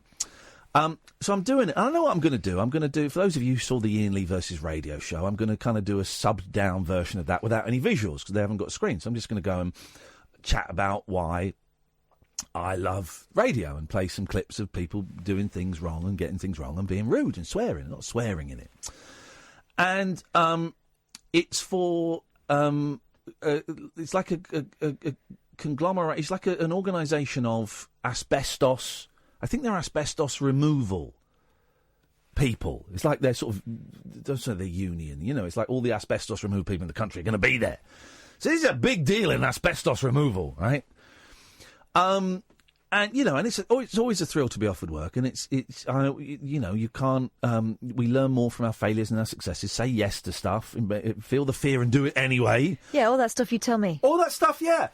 And I do, and it can go one of two ways tomorrow. It can go really, really well, and people laugh and enjoy it, and I get paid, quite handsomely. And you become the next Bob Monkhouse. Yeah. Or it can go really, really badly, and people don't laugh, and I have to grit my teeth and get through it, and I get paid quite handsomely. I get paid. I don't get paid per laugh. I get paid for standing there and talking for 45 minutes, right? That's it, 45 minutes. And I'm terrified. I think you're going to be fine.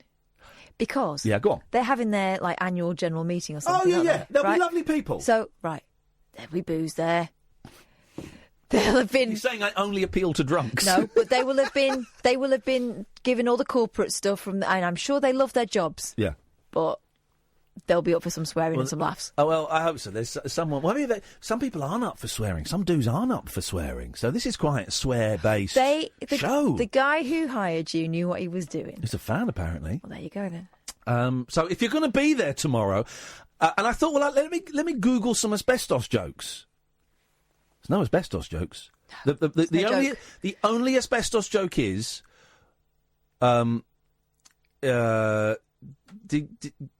Did you do your homework? That's the best I can do. That's it. Google asbestos joke, and that's it about 20 times. So if you're going tomorrow, I can only apologise in advance. But I'm nervous, and I won't sleep much tonight. And it's that thing of it'll be over in 45 minutes, right? And for the last 2 weeks, I've been worrying about it. I've been worrying about it looming up. And this Sunday I was going to do the show, get it all, it's all a PowerPoint thing. And and I didn't, and I went to bed late Sunday night feeling bad because I hadn't done it. In the end, I did it yesterday, and it 2 days ago. It didn't actually take that long. It was getting the old show and just taking out the visuals and taking out a few things that perhaps wouldn't have quite worked, and just putting all the greatest hits in. You know, it's a roller coaster ride of radio calamities. Are you putting the old-fashioned design in there? Yeah, that's in there. Yeah. But here's the thing: when you and I go and do a show, Catherine, people have paid to come and see us, and they generally listen to this, or they have listened to The Rabbit Hole, or they've heard me and LBC, or us at Three Counties. So they're coming to see us, right? So whenever we do anything like that, people are coming to see us. People listening to the radio are coming to listen to us on the radio. These people aren't going to see me. They're not going because they're fans of Iain Lee. They're fans of asbestos removal. They're fans of asbestos removal, safe asbestos removal, which I've got to say I'm a fan of too. Yes. They're fans of that. You know, and then there's... they're compelled to go for work. So they're going to love it. I'm telling you, you are the light relief. Don't. I don't have to do that. No, stop it. Let's take a quick break. Then we've got Katia and we've got Iain. 0344 499 1000. This is Talk Radio.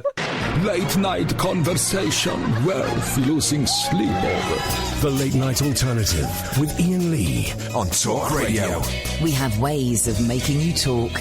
0344 499 1000. I'm Iain Lee. Who the hell are you? Today, I'm going to be Catherine Boyle. Prove it. Where are your documents?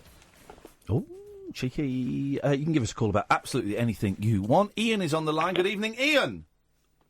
Oh, hello. Hello, Iain. Hello. A quick question. Talk radio, is it sort of a form of social media? No. No.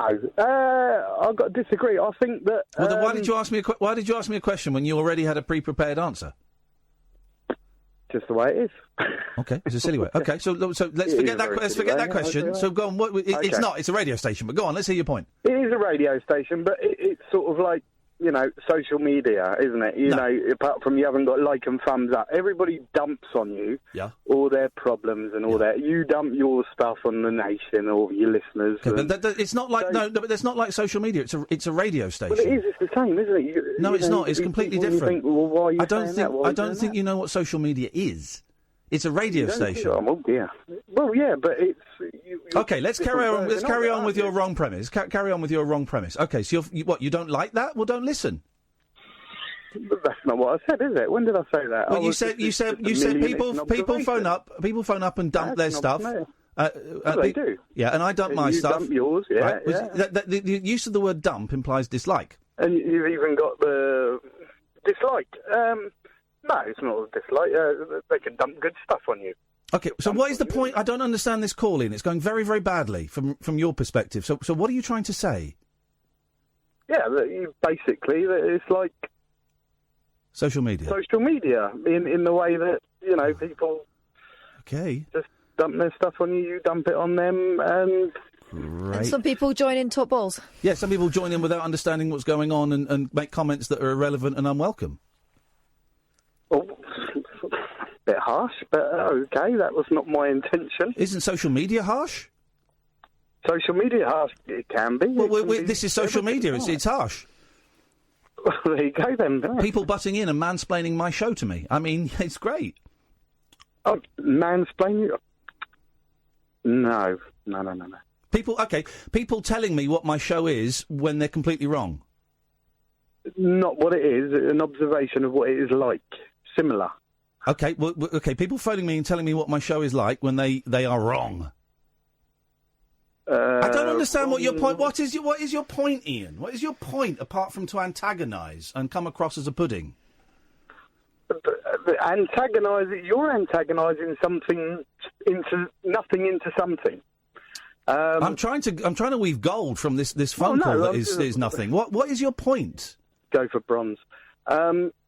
I never achieve for bronze. I always shoot for gold. Iain, I always shoot for gold. Similar. You shoot for gold. Always shoot for gold. I might miss it, but that's what I always aim for. I'm not going to go for bronze. Well, there you go then. What else can I say? Just an observation. But what I don't understand. Irrelevant. I don't understand. I do not understand. How can you not understand? You sit there and say, phone me up about absolutely anything. Well, no, I'll phone you up about something and you don't like it. No, I didn't. No, I didn't say that. And this is why you need to. This is again another reason why you could be right about. You could be right about. Hang on a minute. You could be right about social media because you're not listening to what I'm saying. Like people on social media don't. I'll try again. I didn't say I don't like it. I said I don't. I don't. You gonna let me finish? No.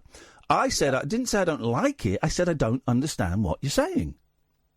Right, yeah. Because I hadn't finished, sort of, probably my fault. I'm a bit, nervous, whatever. But that was what I was going to say about the good thing.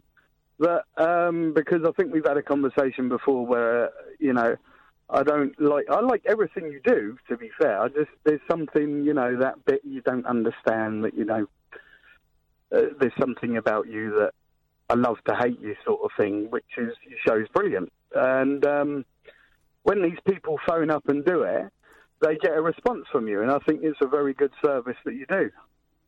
Okay. In the way that it is like social media, but a sort of upgrade, if you like. Okay. All right. Because you've got your dating sites and everything else that you now do alongside with the radio station, which is very similar. There's some very similar traits there, and I was just about to say that it's a good service that you do when you talk to these people that are dumping their stuff. Okay, thanks for the call, Ian. I appreciate it. No problem at all. Thank you very much indeed. Catherine, your thoughts on that call, please? I think he was on our side. I think it was very awkwardly put. Actually, what social media has done is given everyone the right to broadcast. And maybe what he's saying is we're kind of equal opportunities like that as well. I don't really like... I worry about the use of dumping. Yeah, when actually what we're doing is talking to each other.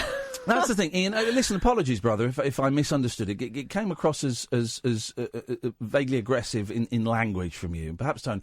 That might be because of nerves, and he's taken a bit of a run up. May have been nervousness, Ian. So I apologise if I misinterpreted that. Kath's right. The word dumping does imply a kind of negativity, and that's how I interpreted it. And again, apologies if that was what was meant. But we appreciate the fact that you listen. We appreciate the support. In as much support as we can get, and we appreciate the phone call. And the love to hate you thing again, just when you... I get that. It's that thing, isn't it? People who like us listen for an hour, people who hate us listen for 2 hours. I get that. So, Ian, thank you for the call. 0344 499 1000. But I'm angry now. So whoever the next caller is, they're going to get short shrift. They're going to get the full force of my fury because I've got to shoot off somewhere. So I'm going to shoot off in Katia's face. Yeah, well, are you going to give her a spanking? I'm going to certainly, Katia. I'm furious. So I'm going to shoot off now in your direction. You ready? Yeah. I am ready. I wanted to say congratulations to Catherine. Well done. Hey, thank you. Yeah. So, Purple Rain. Everyone loves Purple Rain, I think. No. What? You don't love it? No, I don't. I can't believe you don't. Well, you just say that because you want to antagonize me. No. Yes. If you ferme la bouche, I can tell you why I don't like it. What? Yeah, go on. There's 2 reasons. You're making it up at this very moment in your head. I'm not making it up. No, I'm not. First of all, I don't need to sit and think for reasons why I don't like a song. I could just make up stuff at any point. No, what I'm trying to do is I'm trying to find the clip of you going, a pam-pam, a pam-pam-pam. Instead, all I can find is this. Grab pussy. And for those of the hard of hearing. Grab pussy. Yep. So, where's the pom-pom? Anyway, I've lost it. Right. I might delete it. No, I'll tell you why I don't like it. 2 reasons. 1, the drum sound. I hate the drum sound in Purple Rain. 2, it's too slow. Too slow? Too slow? Like, what do you want it to be? Like faster. Like double blast or something? Not double blast. No, not double blast. No. I don't know. A purple rain. It's too jolly. A purple rain, yeah, purple rain. Boom, boom. Purple rain. No. Only wanna see you make it through the purple rain. Ça fait trop vite. Si, c'est trop vite. If I listen too long, my brain turns to mush. So I don't like it. So don't get arsey with me because I don't like your crappy Prince song you've chosen. I think a lot of Prince is rubbish. A lot of Prince is rubbish. It's not too soon. It's about time. Okay. A lot of Prince is rubbish. He did three good songs. Which one? Raspberry Beret. Raspberry Beret, Little Red Corvette, and When Doves Cry. Oh. Yeah. Do you not like... I'm going down Nope. to Alphabet Street. No, because I was assaulted in Alphabet Street once, so I don't get terrible memories of that place. Do you not like Sexy MF? No, I don't like that. I think that's obscene. And then when he became... this show. I think Sexy MF is obscene, and I tell you why I don't like it as well, is because when he became a Jehovah's Witness... Hello? When he became a Jehovah's Witness, he turned his back on the song. So even he admitted it was too obscene. Oh, it's not as bad as Get Off. That was filthy. That's not filthy. It's Get Off. It's Get Singing Off. about a tongue in a box in the mirror. He's talking about getting off a bus. No, he's not. Get off my bus and go to town. If you want to do it, gonna do it. In the brown? No! Stop! Retract. Retract. Well, exactly. It always a little... Oh, no. Retract. Okay. Katia. Katia, this is your fault. The Nicky song is the best ever. The what song? Nicky. Another filth Yeah. No. No. Okay. Also, I want to be in the posse, if possible. We're kind of almost full up, actually. What? We're only... That's like discrimination because I am an hang EU on. citizen. Well, hang on. What did you just... Discrimination. You're just trying to get into Nigel Farage's Boots big radio show on LBC. £30,000 a month, yes. Say what again? Okay. I want to be in the posse. Say what again, the way you did? What again?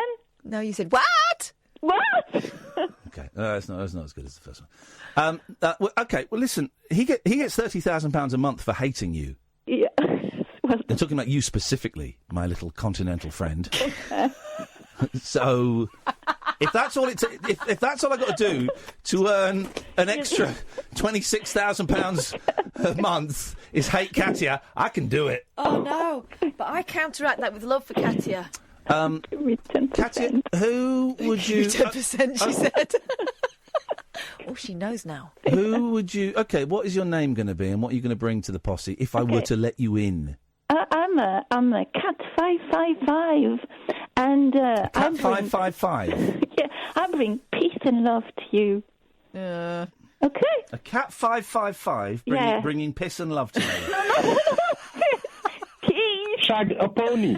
Wet cat. Don't be so silly, cat. You're a pervert. Hang on. Sorry, these two are sat side by side. Excuse me. Grab pussy. You're a pervert. Pervert. Oh. Bring it. Na na na na na na. Oh, party time! Party time! Na na na na. This is your cue to call, guys. 0344 499 1000. Call straight to air. Your cue to call is jiggy with it with Will Smith. Here we go. Na na na na na. Or take calls straight to air. It's your cue to call. 0344 499 1000. Dance floor pro. I know, you know, I go psycho when my new joint hit. Just can't sit. Gotta get jiggy with it. That's it. Now, honey. It's your cue to call, guys. You've been waiting all night. Now's the time. Pick up the phone. 0344 499 1000. Call straight to air. Here we go. Yeah. Everybody looking at me, glancing a kid. Wishing they was dancing a jig here with this handsome kid. Sick a cigar right from Cuba Cuba. I just bite it. Just for the look. I don't light it. They'll wait to hammer on the hand, stay on play. Give it up, jiggy, make it feel like foreplay. Yo, my cardio is infinite. Big Willie style's all in. Okay, no one wants the Big Willie style. No one recognised the cue to call. That's it. We'll play it tomorrow. It rolls over to £25,000.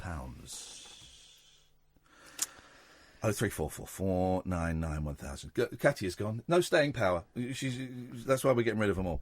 She's made I was going to say a French exit, but she's a Belgian. Majid Nawaz. This is a story I don't understand, and this is a heavy story. This is in the news. Oh. Hundreds of tons of human body parts. Oh, I know. And dangerous waste from patients has been stockpiled by a disposal company paid millions to remove them by the NHS. Don't tell the New Zealand television company they'll put it in a tablet and make you eat it. Human body parts are among hundreds of tons of waste from NHS hospitals which have been allowed to pile up by a disposal company. Imagine. And here's the thing, and I wonder actually how much of because the interesting part of the story is human body parts. And he says, is among. Yeah, so you want, the headline implies like there's arms and legs and torsos everywhere, and actually, probably, well, maybe the source is not. But remember, if you have a part of your body removed, whether it be a leg or a gallstone, or maybe gallstones are different actually, or a testicle, you're not allowed to have that back. Gallstones I think you can take back, actually, kidney stones. But you can't go, can I have my leg? No. Can I have my bollock? No. Oh, my God. They won't do it. And yet this is happening. Healthcare Environment Services Limited has failed to incinerate the waste within the time limit, meaning it's in breach of its permits at 5 sites in England. A criminal investigation has been launched into the debacle. The Environment Agency said. The Health Service Journal reported that amputated limbs and pharmaceutical waste were among the matter which had been allowed to mount up. Now, listen, I sometimes don't do my washing for 2 or 3 days, right? My cutlery, crockery stuff. And then I'll go, I'll put it all in the dishwasher. So 2 or 3 days, and that looks a mess, right? I'm not dealing with legs and spleens. Surely when you get that in, it goes straight into the incinerator. I thought they got burnt on site. Affected trusts are on standby to follow emergency measures to store their waste at hospitals in specialist trailers, although these plans have not been enacted yet. Oh. Health Secretary Matt Hancock chaired an emergency COBRA meeting last month.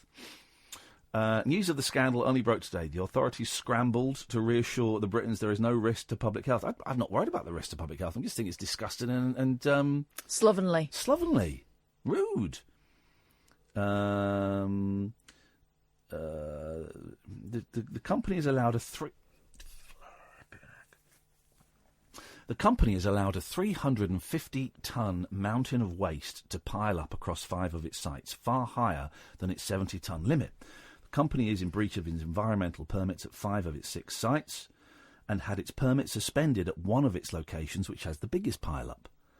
The Environment Agency was first alerted to the problem in March in the year. The company didn't meet a deadline.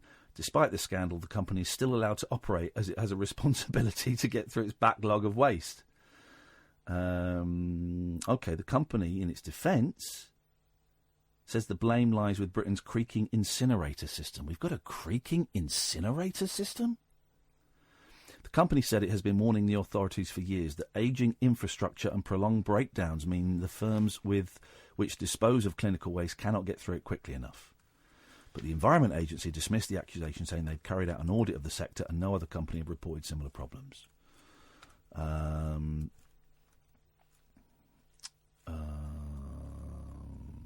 Okay, wow.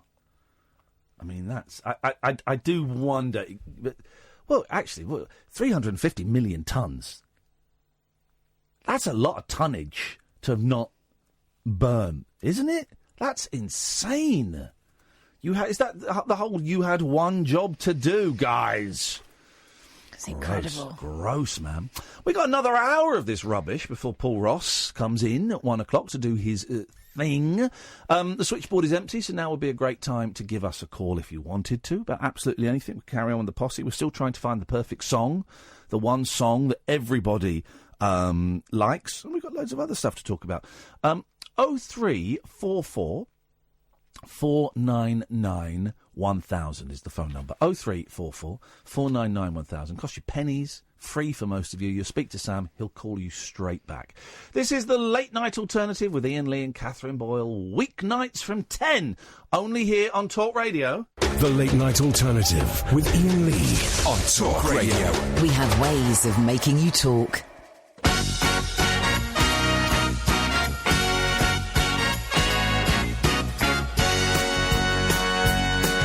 They call me Dr. Worm.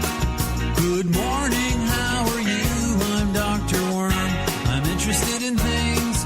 I'm not a real doctor, but I am a real worm. I am an actual worm. I live like a worm. I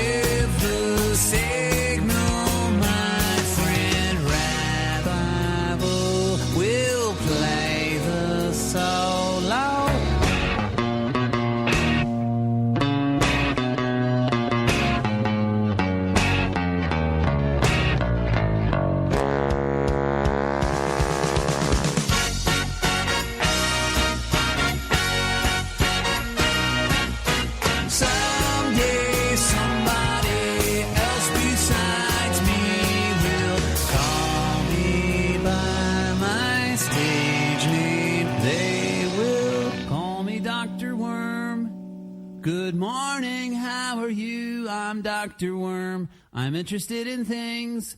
I'm not a real doctor, but I am a real worm. I am an actual worm. I live like a worm, and I like to play the drums. I think I'm getting better. I can handle criticism. I'll show you what I know, and you can tell me if you think I'm getting better on the drums. I'm not a real doctor. Big ending, big ending!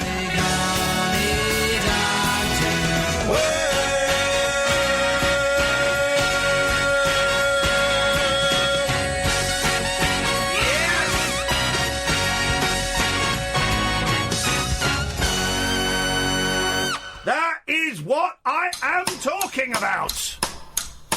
It'd be great to be able to just as a piano there. Yeah, I can play Disney Girls by the Beach Boys.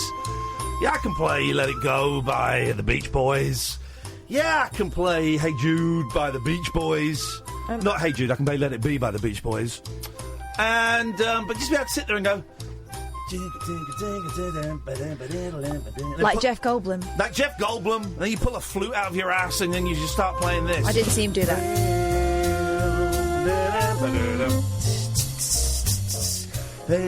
I'd like to... this is... Okay. This is... what's the date today, Catherine?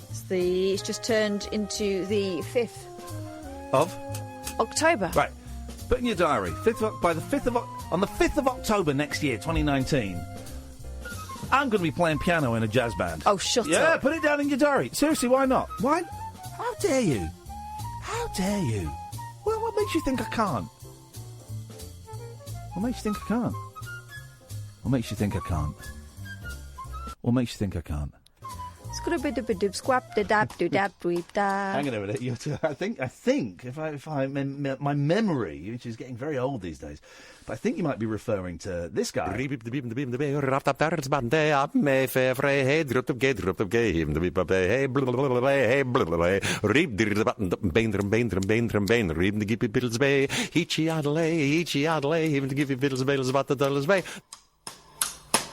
might be talking about him. That's what I meant.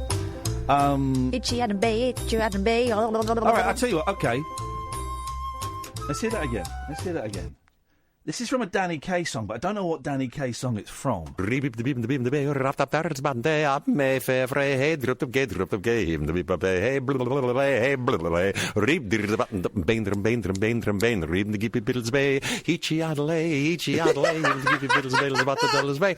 It's the Itchy Adelaide. He says Drop Top Gay in there as well. Itchy Adelaide, Itchy Adelaide.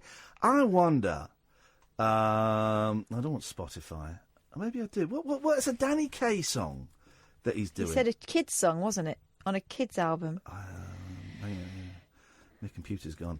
My computer's gone to cock. My plan. All right, in a month. This Louis Armstrong and Danny Kaye scat singing YouTube. No. No. No. No. No. No? I don't know. Is it Danny Kaye? Maybe. Danny Kaye scatting. We've got to be so careful on the internet. This is it. Buster, where? Hang on. Feel much better now. Oh, she hoo! Oh, she hee! I love Danny Kaye. Oh, she house! Hang on. Maybe this isn't it.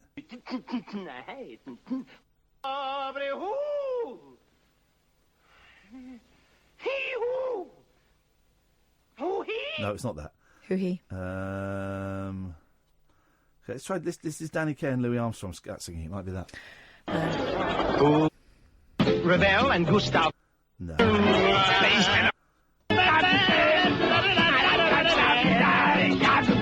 No, that's not it.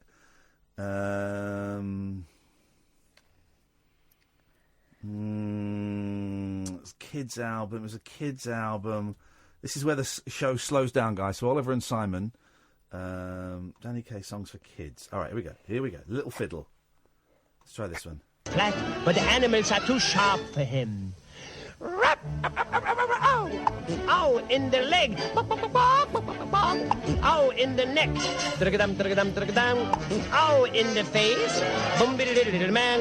Oh, in the other place. The glockenspieler's tap has escaped the art of foiling, so he jumps into a kettle drum, which is boiling. Boing. Hooray, the bad old glockenspiel is dead.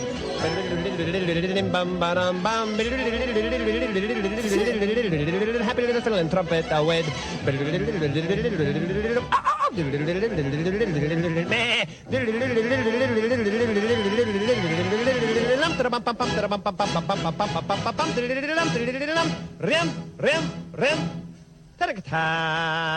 on. Turns out Danny Kaye ends every song by making ridiculous noises. With his tongue. That was fast. Yeah. Anyone? Okay, right, fine. That was. I used to love Danny Kaye as a kid. I used to love it. He's great. The speed. I think it's fair to say Danny Kaye invented rap. The speed. I mean, you heard that at the end there. That's just ridiculous. Mm-hmm. The speed with which he can move his mouth and his tongue. I used to be obsessed with the Hans Christian Andersen film. Yeah. I might watch a bit of Danny Kaye. I don't think my kids would dig it. I think it might be a little bit too old for the kids. I might have a bit of Danny Kaye. I had a Danny Kaye record somewhere. I'd dig it out. Of course, The Ugly Duckling.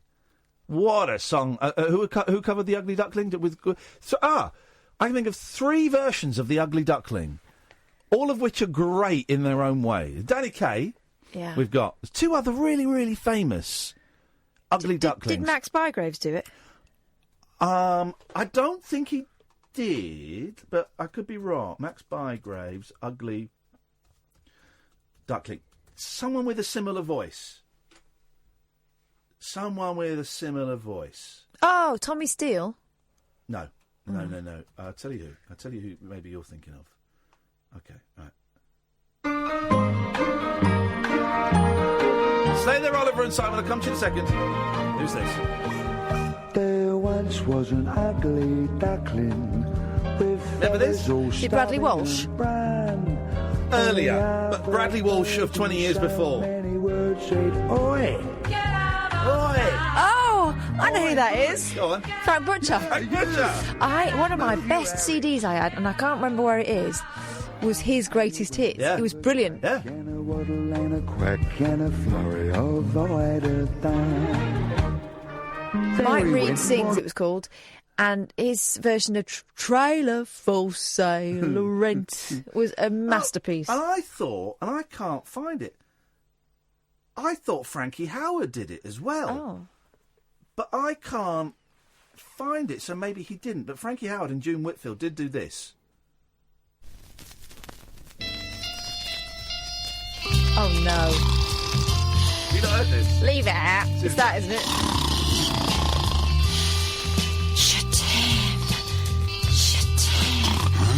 What? Oh, give over. Not again. Not again! Oh, give over. Not again. That was the sort of song that my grandma would laugh about and I wouldn't get. Yeah. Oh, well, do you know what? We'll open the show with that tomorrow. Right, they've been waiting for ages. Good evening, Simon! Good evening, Ian. Good evening, Kath. Good evening, Simon. Welcome to the crazy madhouse, the Giggle Factory. It is the late night alternative on Talk Radio. What can we do for you tonight, Simon? Well, I'm hoping I'll have a good go at the perfect song. I didn't do very well at a nice celebrity the other night, unfortunately. What was your just remind us your suggestion of a nice celebrity? Oh, I threw Alison Hammond and Holly Willoughby in. Well, since then, Alison Hammond has been proved to be a bully at work, hasn't she? Yeah, she threw a naked sailor into the water. She tossed off a sailor, yeah. Oh, my God. She doesn't know. Could you believe, Ian, how much criticism this morning got for bringing back the weather map? Well, historically, it's associated with a paedophile. Yeah, that's right. Is it really? But it wasn't really down to the map. I don't think that could be proven. No, exactly. Those are the maps to blame. No. Also, I've not seen it, but Limmy called out that clip as fake. I wondered. I have seen it. And it's a good fake if it is, but yeah, I think it's a little bit of the old show business. Yeah, possibly. Yeah, you see that? I was trying to work out. I don't believe Holly and Phil when they laugh anymore. No, because I've got no. I think the thing that gets me about those two is after every show after the National TV Awards when they do their hungover show. Yeah. What was the weird beef with Fern Britton the other day? Fern Britton was apparently on, talking about, because it's like 30 years of This Morning, so there's been big celebrations, kind of like a BAFTA celebration. And Fern Britton came on and said, well, I would love to have gone, but I wasn't asked to do it. She quit This Morning, because she was doing it with John Leslie, then John Leslie obviously got, those accusations that proved to be nothing. So she was doing it with Phil Schofield for a while. She left because she found out Philip Schofield was getting paid significantly more than her, so she kind of left with bad blood.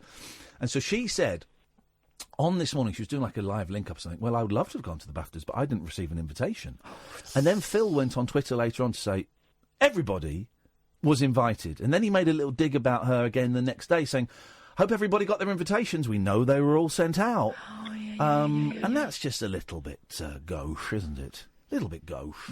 Anyway, Simon, let's hear. This is the song that everybody likes. I've got a list of 8, so I'm going to have to pick one. Well, no, I'll tell you what. Give us your top 3, ending with the one you're most confident about. So I want your 3 best, ending with the one that you think we're going to go, yes, come on, of course. This is my wild card, the first one. Okay, I like this. Yeah, bold move. Okay. Holiday Road by Lindsay Buckingham. I like it, Kath. I like it because I like Lindsay Buckingham, and I also like the Griswold European Vacation. That's actually one of my favourites. But I'm not sure it's broad enough for most. Oliver. Yeah. We'll come to your point in a minute, but simple yes/no question. Do you like the song Holiday Road by Lindsay Buckingham? I can't remember how it goes. Holiday Road, Holiday Road. Yeah. Yeah, you like that? You like it? It could get annoying if it was the only song you ever had. There we go. And thank you, Oliver. And that's the thing, Simon. It could get annoying to some people. So we're going to pass on that one. Let's have the next one. Okay. Which one am I going to pick? Okay. There we go. Forever in Blue Jeans, Neil Diamond. No, I know people that hate that song. What, people who prefer something a bit more smart casual? People who are idiots. Now this is it. This is it, Simon. You're going to earn. If you get this wrong, you're going to earn yourself a one-show ban. Okay, that means no speaking to you tomorrow. So you've really got to try hard. Okay. Right. Okay. I've got to remember the title of this song. Jesus. Just so this is a song that everyone loves, and you don't know the title of it? Yeah. Band in the 80s called Toto. Africa. You're an idiot. Go away. Pay attention. I think I know the song. I think I know the song that everyone likes. But I can't. I'll think of it after this. Uncut after-hours conversation for the up-all-night generation. The Late Night Alternative with Iain Lee on Talk Radio. We'll get you talking. Thank you to Simon. Of course, Frankie Howard didn't do The Ugly Duckling. He did this, of course. Now down. Whoa! Billy, this is my record. Right, go. Now down in the meadow, in a little fishy pool. You know this? Lives 3 little fishes and a mama fishy too. Now swim, said the mama fishy, swim if you can. Are you taking the mickey? So they swam and they swam right over the dam. There was George. Who did Dad want me? There was a purse. Who did Dad want me? And there was Cecil. Didn't Dad want me? He was a snob. He was dying to get into an aquarium. So they swam and they swam right over the dam. All right, whoa. Don't start that again. Right. Etc. I love all those old comedians doing songs. Oliver, I think they got your number, Oliver. I think they know the alias that you be living under. And the alias is? Ollie. Anal Caddick. Can you believe that Alan Caddick suggested his own nickname? We're reeling from this. He suggested his own nickname for the posse should be Anal Caddick. That's outrageous, Oliver. There's the thing you like, then... Or maybe he's talking about the fact that he's able to retain a lot of facts. Yes, it could be. Hopefully that's it. What you got for us, Oliver? A couple of things. First, the song everyone loves. Yeah. I'll sing it for you. What's that coming over the hill? Van Monster. A Van Monster. I've worked out I know what the song is. Okay. That's living all right. That's living all right. The theme tune to Auf Wiedersehen, Pet. Everyone loves that song. Or I could be so good for you. This is it, isn't it?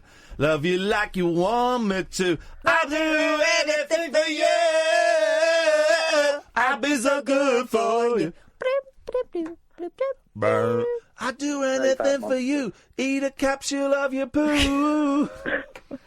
What's a terrible show tonight? Awful. That's the other thing, right? Yes. The poo. I don't think the poo thing's that bad. What? What the heck? WTF? Would you OMG! Would you microdose with faeces? But if it made you feel better, because did you hear that they've done the studies where it's usually they put it up your bum, they put other people's poo up your bum. Yes, I have heard of that. Because it's the microbiology thing. The little, oh god, I can't remember what they're called.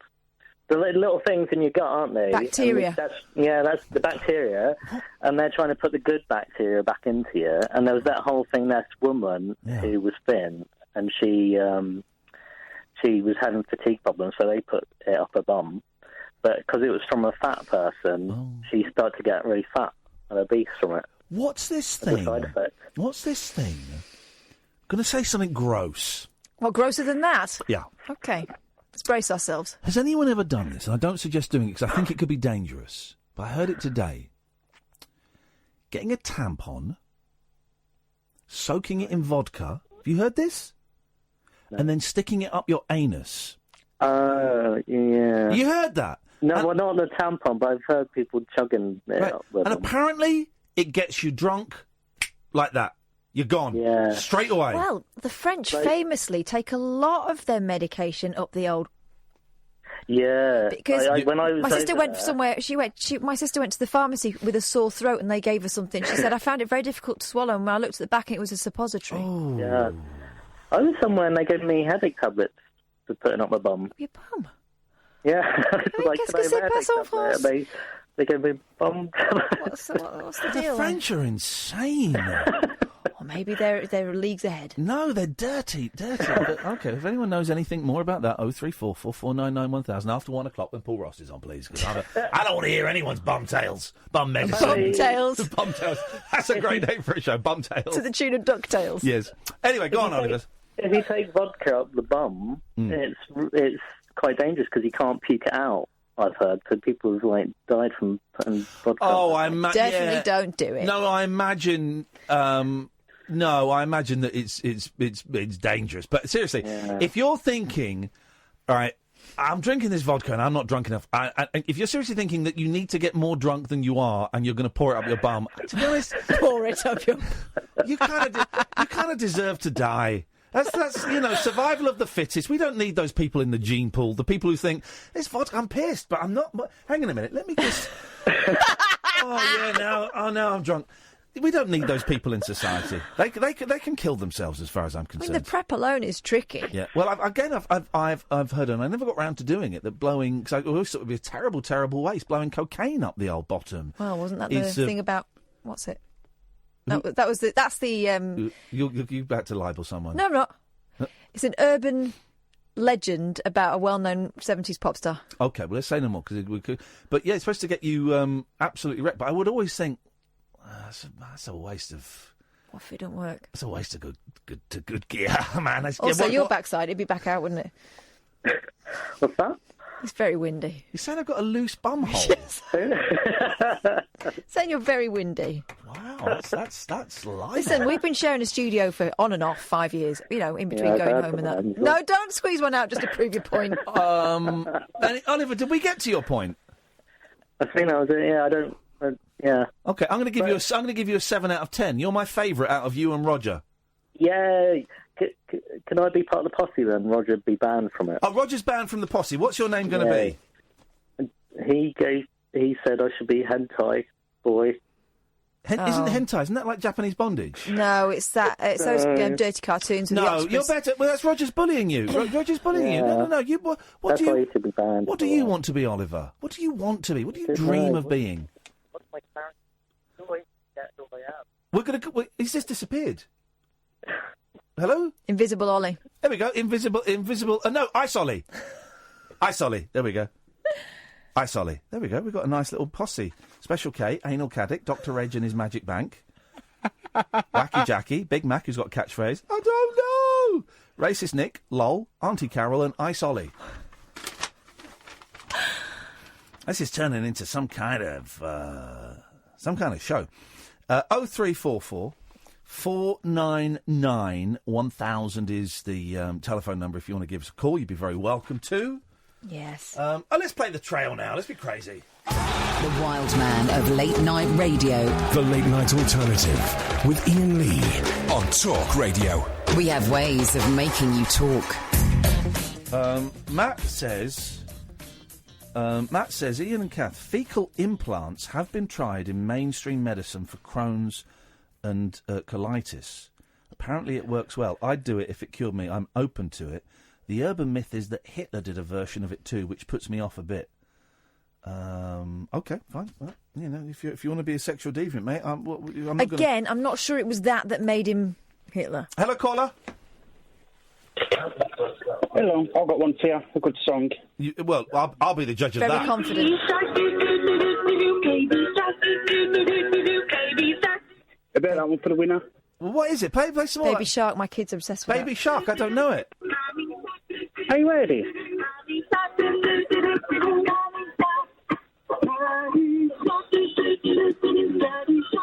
This is not bad. Wicked. What is it called? Baby Shark? Google it. Yeah, Google it. Well, on YouTube. All right, hang on a minute. I'll Google it on YouTube. I'm Googling it on YouTube. Hang on a minute. That sounded right up my Strasser. Here we go. Yeah, mate, wicked. Something to drive everyone mad with. There we go. Pink Fong. Oh. Here we go. Is this it? Lots of weird people dancing. No, that ain't. It sounds like the remix. That sounds like the drum.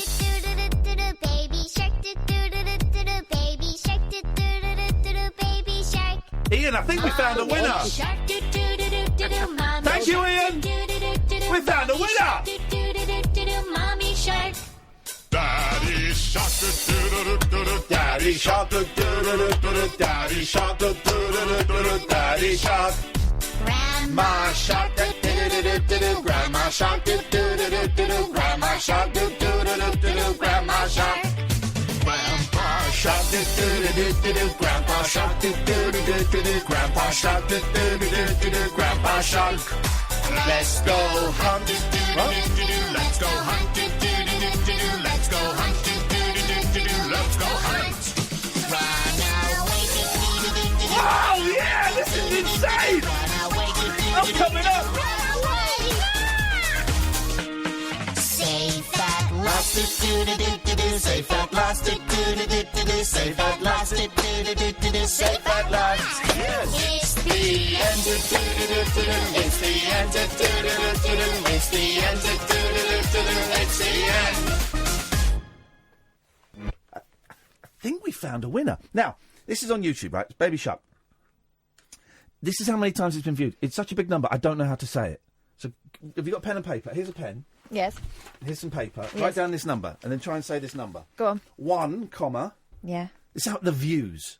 1,784, Yeah. comma, 042, Yeah. comma, 040.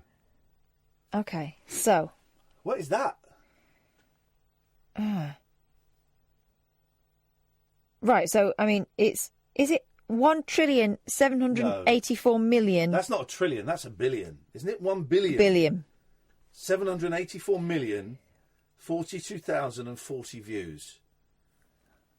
So we'd say 1.8 billion views, and it's had 1.4 million thumbs down, and 3.6 million thumbs up. All right, that's the parents on one side and the kids on the other. Seriously, my kids will just watch that over and over again and laugh. So here are some of the comments. That bass, though.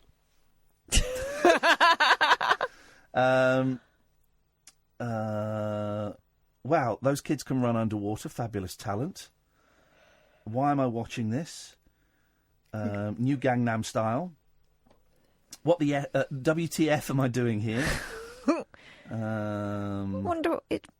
Pen, pineapple, pen. Has that got as many? 1 minute 35. I really thought it was lesbian. Do. Let's have a little listen to 1:35. Here we go. Safe at last. Safe at last. It's the lesbian. Stretching it. Yeah. They hear what they want to. Wow, I think we found it. Well, that's that phone in done. Yep, completed. We found the song that everybody likes. No one can hate that. Sam loves it. Kath loves it. Ian loves it. Everybody loves it. Philip Boyd's 2-year-old loves it. Yeah, we're done. That's done. No more phone calls on that, please. Don't want any more phone calls on that. If people phone in, Sam, and say they don't like that song, they're trolls. They're lying. I give you permission to swear at them at the phone and slam the phone down. He answers on a proper phone. It's not got a headset. He can slam the phone down. Yeah. That's what he can do. So we've done that. Well, I'm blown away. It's unusual that we actually come to a conclusion, particularly half an hour. And a satisfactory one at that. Yeah, before the end of the show. No, I'm thrilled about that. Absolutely thrilled. All right, have you got any stories there?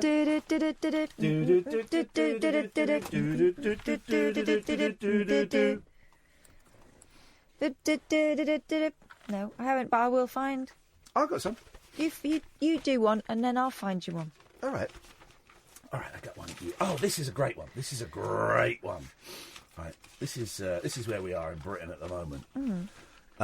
A primary school is the first in Britain to make pupils pedal under their desks to help beat obesity. You seen these? Oh, I've heard about this. So they've got these chairs with pedals on. Yeah, I think Mike Graham was talking about this earlier on. What? Just bring back PE. Bring back PE in games. I think it's not gone, PE in games. No, it has, because I heard it on the Daily Mail once. Oh. They sold off all the playing fields to house immigrants. The 7 to 8-year-olds use the exercises while reading and writing. Teachers say the scheme, launched last month, has already boosted student concentration. Oh, if it works, it works. My knee-jerk reaction is, this is stupid. And I've got a feeling my second reaction is going to be, this is stupid. Yeah. Can you imagine if they did it here? You can't work properly. Anyway, they now plan to roll it out to all 430 pupils at Red Oak Primary School. Head teacher Heather Madsen, 44, says it's been really successful and the children are all really looking forward to it. The £20 exercise machines, paid for using government funding and the school budget, were given to 30 Year 3 pupils, 5, 6, 7, so they're 8 years old. They operate like exercise bikes, but without the frame and bars, so they can be used while sitting. A digital display shows that...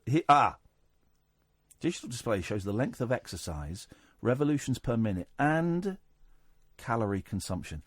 I don't know if 8-year-olds should be... maybe they disable that bit, I don't know.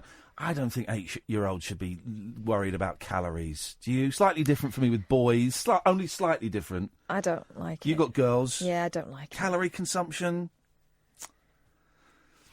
Healthy eating and exercise.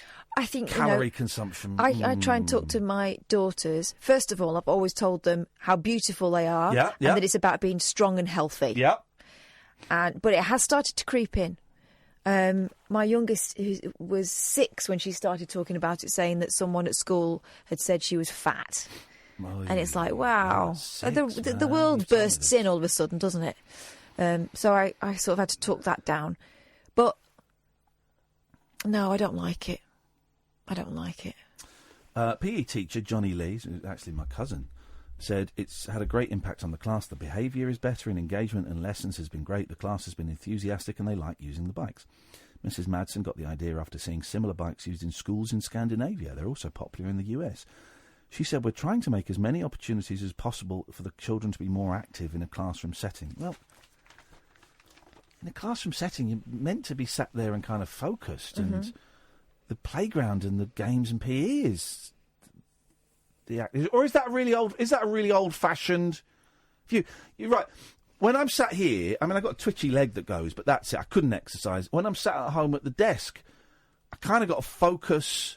I might have a bit of music on in the background or the radio on in the background. I like a bit of noise when I'm writing until I get to a really tricky bit. Then I switch the noise off and I zoom in on that. And then when it's formed in my head, I turn the noise back on again and carry on. I couldn't be doing anything physical at the same time. So why would it be different for kids? Yeah, they've got more energy. I think the things that have changed since we were at school, right? We had sort of milk that sometimes was a bit cheesy and stuff, and that was the nod towards us being healthy and the government caring about our health. But now they drink a lot more water than we did, and that's supposed to help concentration in the classroom. Yeah. And I think the opportunities for physical education are better. I mean, my kids got an adventure playground. What did we have? I give my boys Hopscotch. Red Bull to take in, so their energy levels are up and they're focused. Hasn't that got an age limit on it now? Energy drinks to buy them. To buy them, yeah. But it's the same with booze, and they drink that. Here we go. Listen, classmate Jake says it makes you burn lots of energy and helps us concentrate. Makes you burn lots of energy. That's a strange thing for an... I mean, my 8-year-old talks about exercise and, if he'll see me walking or if we walk a long way, he'll say, this is really good exercise for us and it'll help keep us fit. Yeah. That's great. Because it sounds like he's been given that message about being strong and healthy. Yeah. It helps you burn lots of energy. Just trying to think if I've ever heard my 8-year-old say that. And I don't think I have. That's a grown-up phrase, isn't it? It is. That's a grown-up phrase. Yeah. I also think that that's something that grown-ups need to worry about more than most kids. And I'm not going to... Because some kids obviously don't, do they? No. And, we are... Hey, we're great parents, me and Kath, and we take our kids out and we play football with them or sports or get physical games. And, my kids like playing Xbox, but I will, when I'm there or when they stay with me, go, right, we're turning this off, get to the next save, we're turning this off, and we're going to go out on our bikes. And I know you do a similar kind of regime, and not all parents are like that. That's cool. Not all parents do that. They have the time or the inclination or the knowledge to do that. So maybe this is... I'm really trying to be generous to this story. Maybe these pedals is to encourage... Are the teachers doing it? Doesn't say, does it? Because I think teachers is probably... Mum of 2, Debbie Atkins, has a daughter at school. She says it's great. Hopefully it'll get the youngsters to do more exercise. But it's not realistic, though. No, and here we go. Youngsters shouldn't be doing exercise. Youngsters should be out playing football and running and playing tag and doing races and doing hide and seek. And exercise is you thinking, right, I've got to do something to get a bit fit. Yeah. They should be doing it naturally. They should be, kicking a ball around. Or active lifestyle, not exercise. I never talk to my boys about exercise. Exercise is something you have to make a conscious effort to fit in to a otherwise sedentary lifestyle, isn't it? The school is also due to trial balance boards to improve fitness and coordination when pupils stand during lessons. What?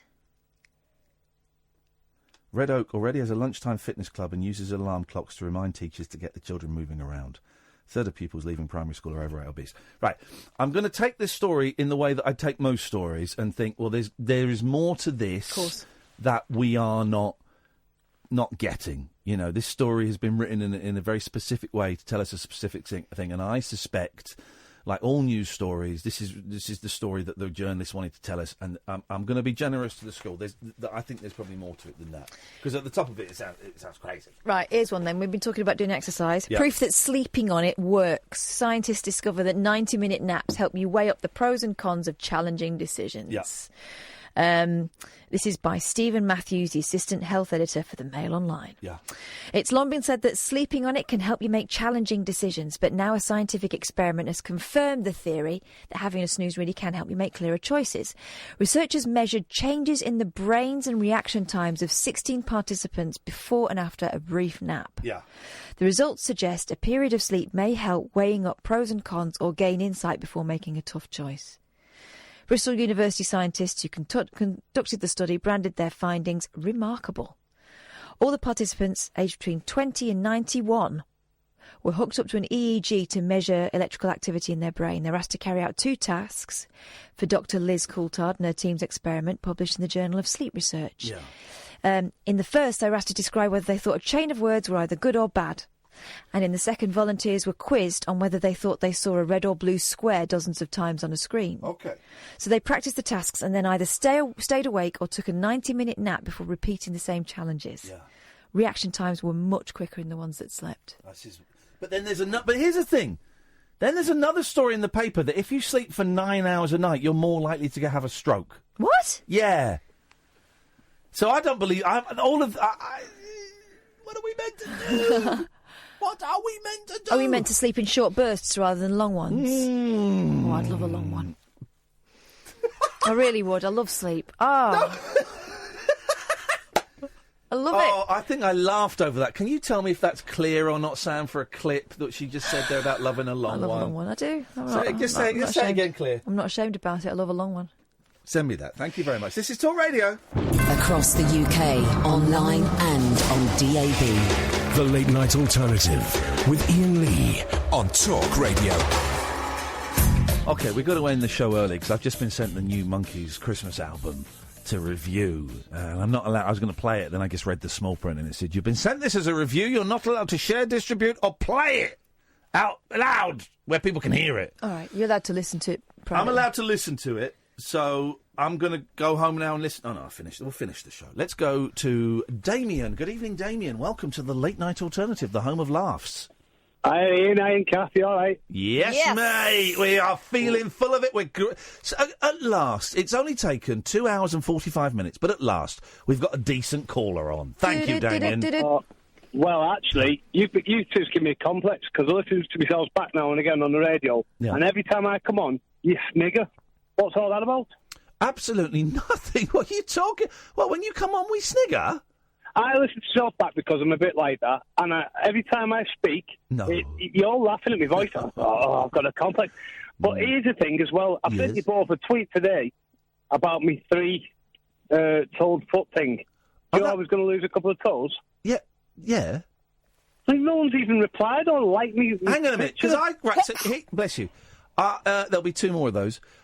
Right, so Damien sent us a picture of him having 3 toes removed. Oh, why, pervert? 2 toes removed. 2 toes removed, but I thought it was a fake picture. Well, it is a fake picture, isn't it? But I put some effort into making it. I was on the settee this afternoon and I had nothing to do. I folded my toes down. I thought, Iain Lee and Cat will like this. No, we didn't. What? Nothing.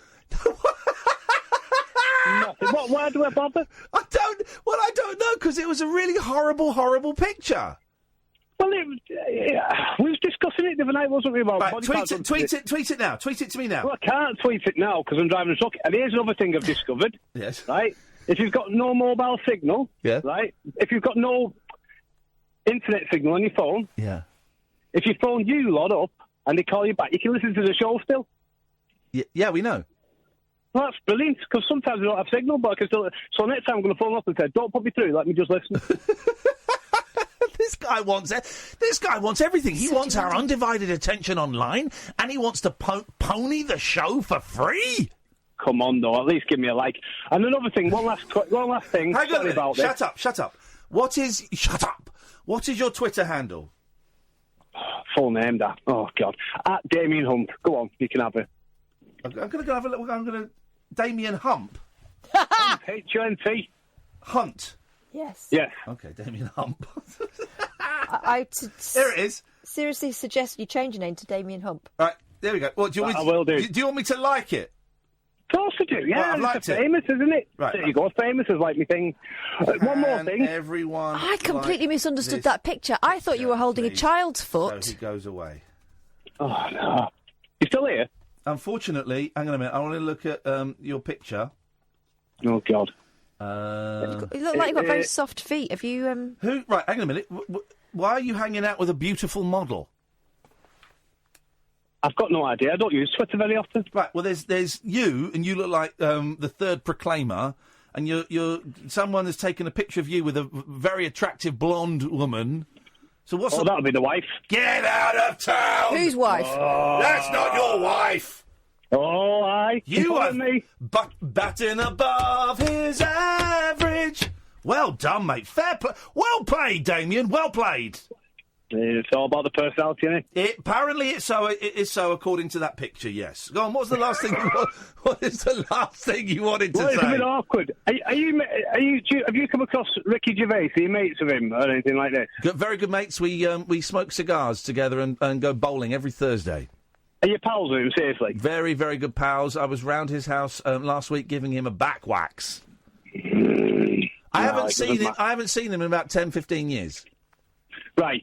Is he I'm going to say it right. Is he a twit? Here's the thing. I've not met him I met him before he got really, really famous, and I've not really. We've tweeted occasionally. When I worked with him on the 11 o'clock show, I always thought he was hilarious, and I would be sat there. One of those people I was sat there. The same with Bob Mortimer, and just couldn't breathe sometimes because I was laughing too much. And he's tweeted some very nice things about me. So I don't know. Oh well, I'm not going to put you in that position. I just no. I had a bit of a run-in with him on something. Well, what happened? I don't really. I can't even really remember it. But I think he's a bit. I think he's a bit up himself, and I might have told him. Did you make a joke on Twitter that he didn't like? And you thought you were being palsy with him, and he thought you were being rude, and it kind of got a bit tense. Oh, I'm not that. He's not.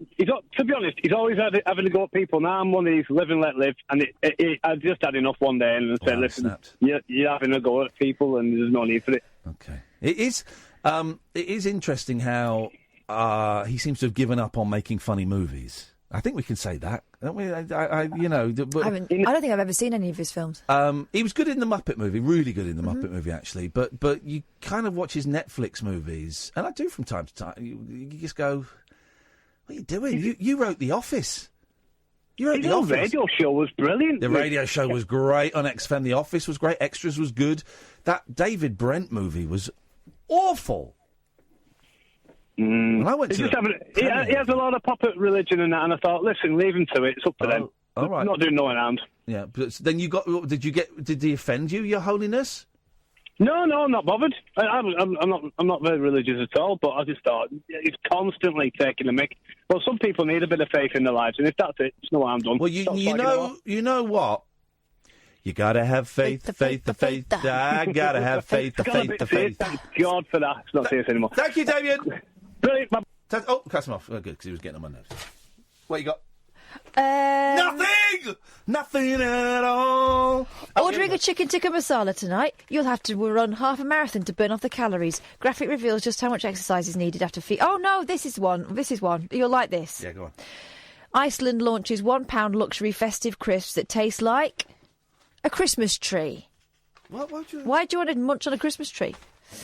Iceland pushed the culinary boundaries with its latest luxury crisp by making them taste, it says, just like the seasonal tree, much to the bemusement of snack fans. Are you a snack fan? Ow, that got my finger. You got me right at the tip. Stop. On the what? Tip. Okay. Of my finger. It's my Peter Pointer as well. Okay, carry on with the story. What are you doing, man? Stop it! I'm telling you a Christmas story. Bad list. Bad list.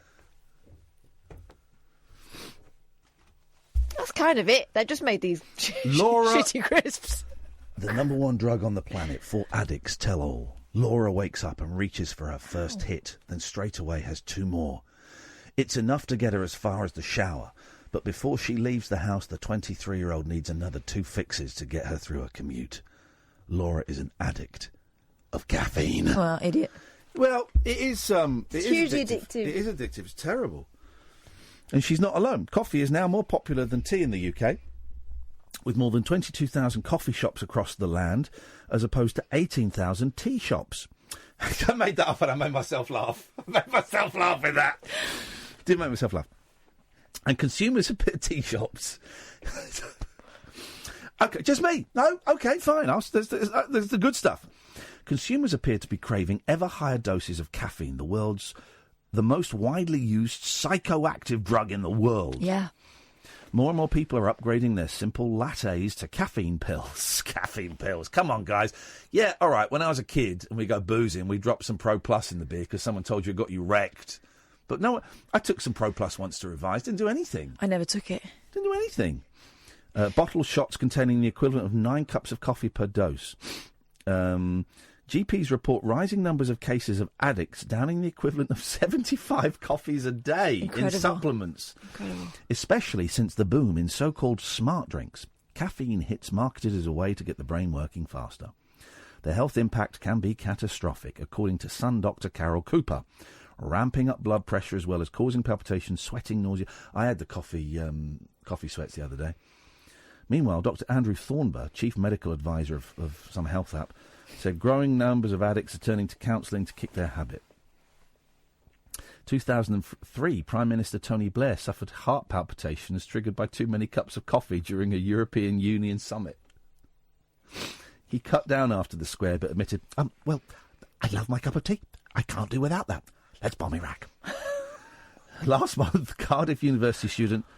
Ooh, OK, man, bring the tone down. Marty Dragonova, great name, 20, died after overdosing on caffeine tablets.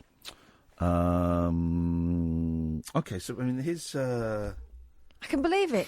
Who would have thought 20 years ago that we'd have drive-through coffee shops? Like, people can't even be bothered to get out of the car. He's did it again, man. Jeez. He's so terrifying.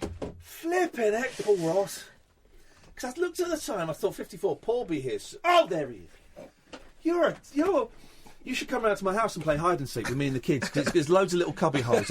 You look like professional level. And I'm very patient. Yeah, no, Quite you look patient. I'd enjoy a game of hide and seek with you because you're professional level. I do enjoy that anticipation when you're hiding and you've got a really good spot and you're just waiting for that moment. I always like to go quite high. Yeah. Up on a wardrobe, get myself behind the duvet, spare duvets in the built-in fitted wardrobes in a bedroom. We were going to play hide and seek with the listeners after our game of tag. But what we wanted was a big rambling house, and strangely, no one wanted to lend us one. All right, well, next week, I'm busy up until next week. Let's have a little look into making hide and seek. That would be so good. Because that would be great. And can I join the posse as Knowledge Paul? Oh, yes. I don't think it would play in the breakfast show, but it's only a matter of time before you're moved into the execrable Joe Wiley and Simon Mayo slot. And I think for drive time, I'd be quite good because I'd be like the factoids. I could drive you crazy. So it could be Knowledge Paul, KP Nuts. Yeah. And I come in with boring trivia, like the Steve Wright factoids. I love the way after the factoids they say all material is copyright, and they've nicked it from a book of trivia. Oh, I know. I mean, it's facts from the science. How can it be copyright? Also, if it's Einstein's equals MC squared, all material is copyright. Oh, I love Jo Wiley. I think she's brilliant. Oh, she's great. But I've got no idea what those two are doing together. Well, it's it's one of those away day BBC management weekend nonsense ideas written all over it. Simon Mayo was great. He's great on his own. Jo Wiley's friend. She worked with me on The Word. She was our music booker for season 3. Yeah, she was brilliant. I think she's great. But it's that thing of people thinking you can just put two really good presenters together and then get like a brilliant double act. And the other day he so lost it he started hitting her with a rolled up newspaper. And he caught her on the tip. Outrageous. Yeah, outrageous. Well, I pick the point now. Mark Radcliffe's not very well. He's got cancer, hasn't he? Oh, no. A little bit of mouth cancer. He tweeted earlier that he's going to be off until next year. Oh, dear. But he says they've got it early enough and they can sort it all out, fingers crossed. But I think he's brilliant. I think he's one of the best. Yeah. One of the best. So good luck, and man. Stuart McConey. Him and Stuart were great together. That's great a good pairing. Yeah. That is a good pairing. No newspaper combat there. No, not at all. What is on your show tonight, Well, please? we are genuinely talking... You might want to get involved in this. If you can spare 20 minutes a week, it just involves listening. Listening for tawny owls, particularly if you live somewhere suburban on the edge of the wildlife, because they're concerned about numbers. Yeah. So we've got a tawny owl expert. What does it sound like, a tawny owl? It is the proper twit-to-oo. We're going to play a bit of it. And is it right that the male does the twit and the female does the twoo? Well, she more chirrups, I think, the woman will tell us. But also, they do mate for life. They're like Catholics. They're together for life. Wow. Which is quite endearing, isn't it, about your tawny owl? Well, they also, could be miserable. We're hoping to track down somebody in Uganda for the first time. We went to the Democratic Republic of Congo last night. They've found Ugandans before, Paul. That's I know, but this exclusive. is what they haven't found or photographed before is, on a motion sensor camera, is the largest one of its kind, with, I think, the greatest name of any animal I've ever heard. Whoever named this should have got a Nobel Prize for naming. It's the lowland bongo. Oh. Would you like to know what the lowland bongo is? Yes. It's the largest forest antelope. They're very shy, timid creatures. They finally caught one on a motion sensor camera, so I'm hoping to speak to the man who captured the lowland bongo on film. Fingers crossed, if they caught it on film, they'll be able to shoot one soon and display it. No? OK, I'm just saying. He's gone too far. He's gone too far. I'm not going to look at him. Forget. I'm not on the show. When Kath takes over this show, I'll be KP Nuts for her. Knowledge Paul. Ross will be on at 1. Thank you, Catherine. Thank you as always, Sam. Excellent stuff. We'll be back tonight at 10. Don't forget, if you missed Jeff Goldblum or yesterday's show, you can go and get the podcast. And don't forget to listen on DAB. Download the app or talkradio.co.uk.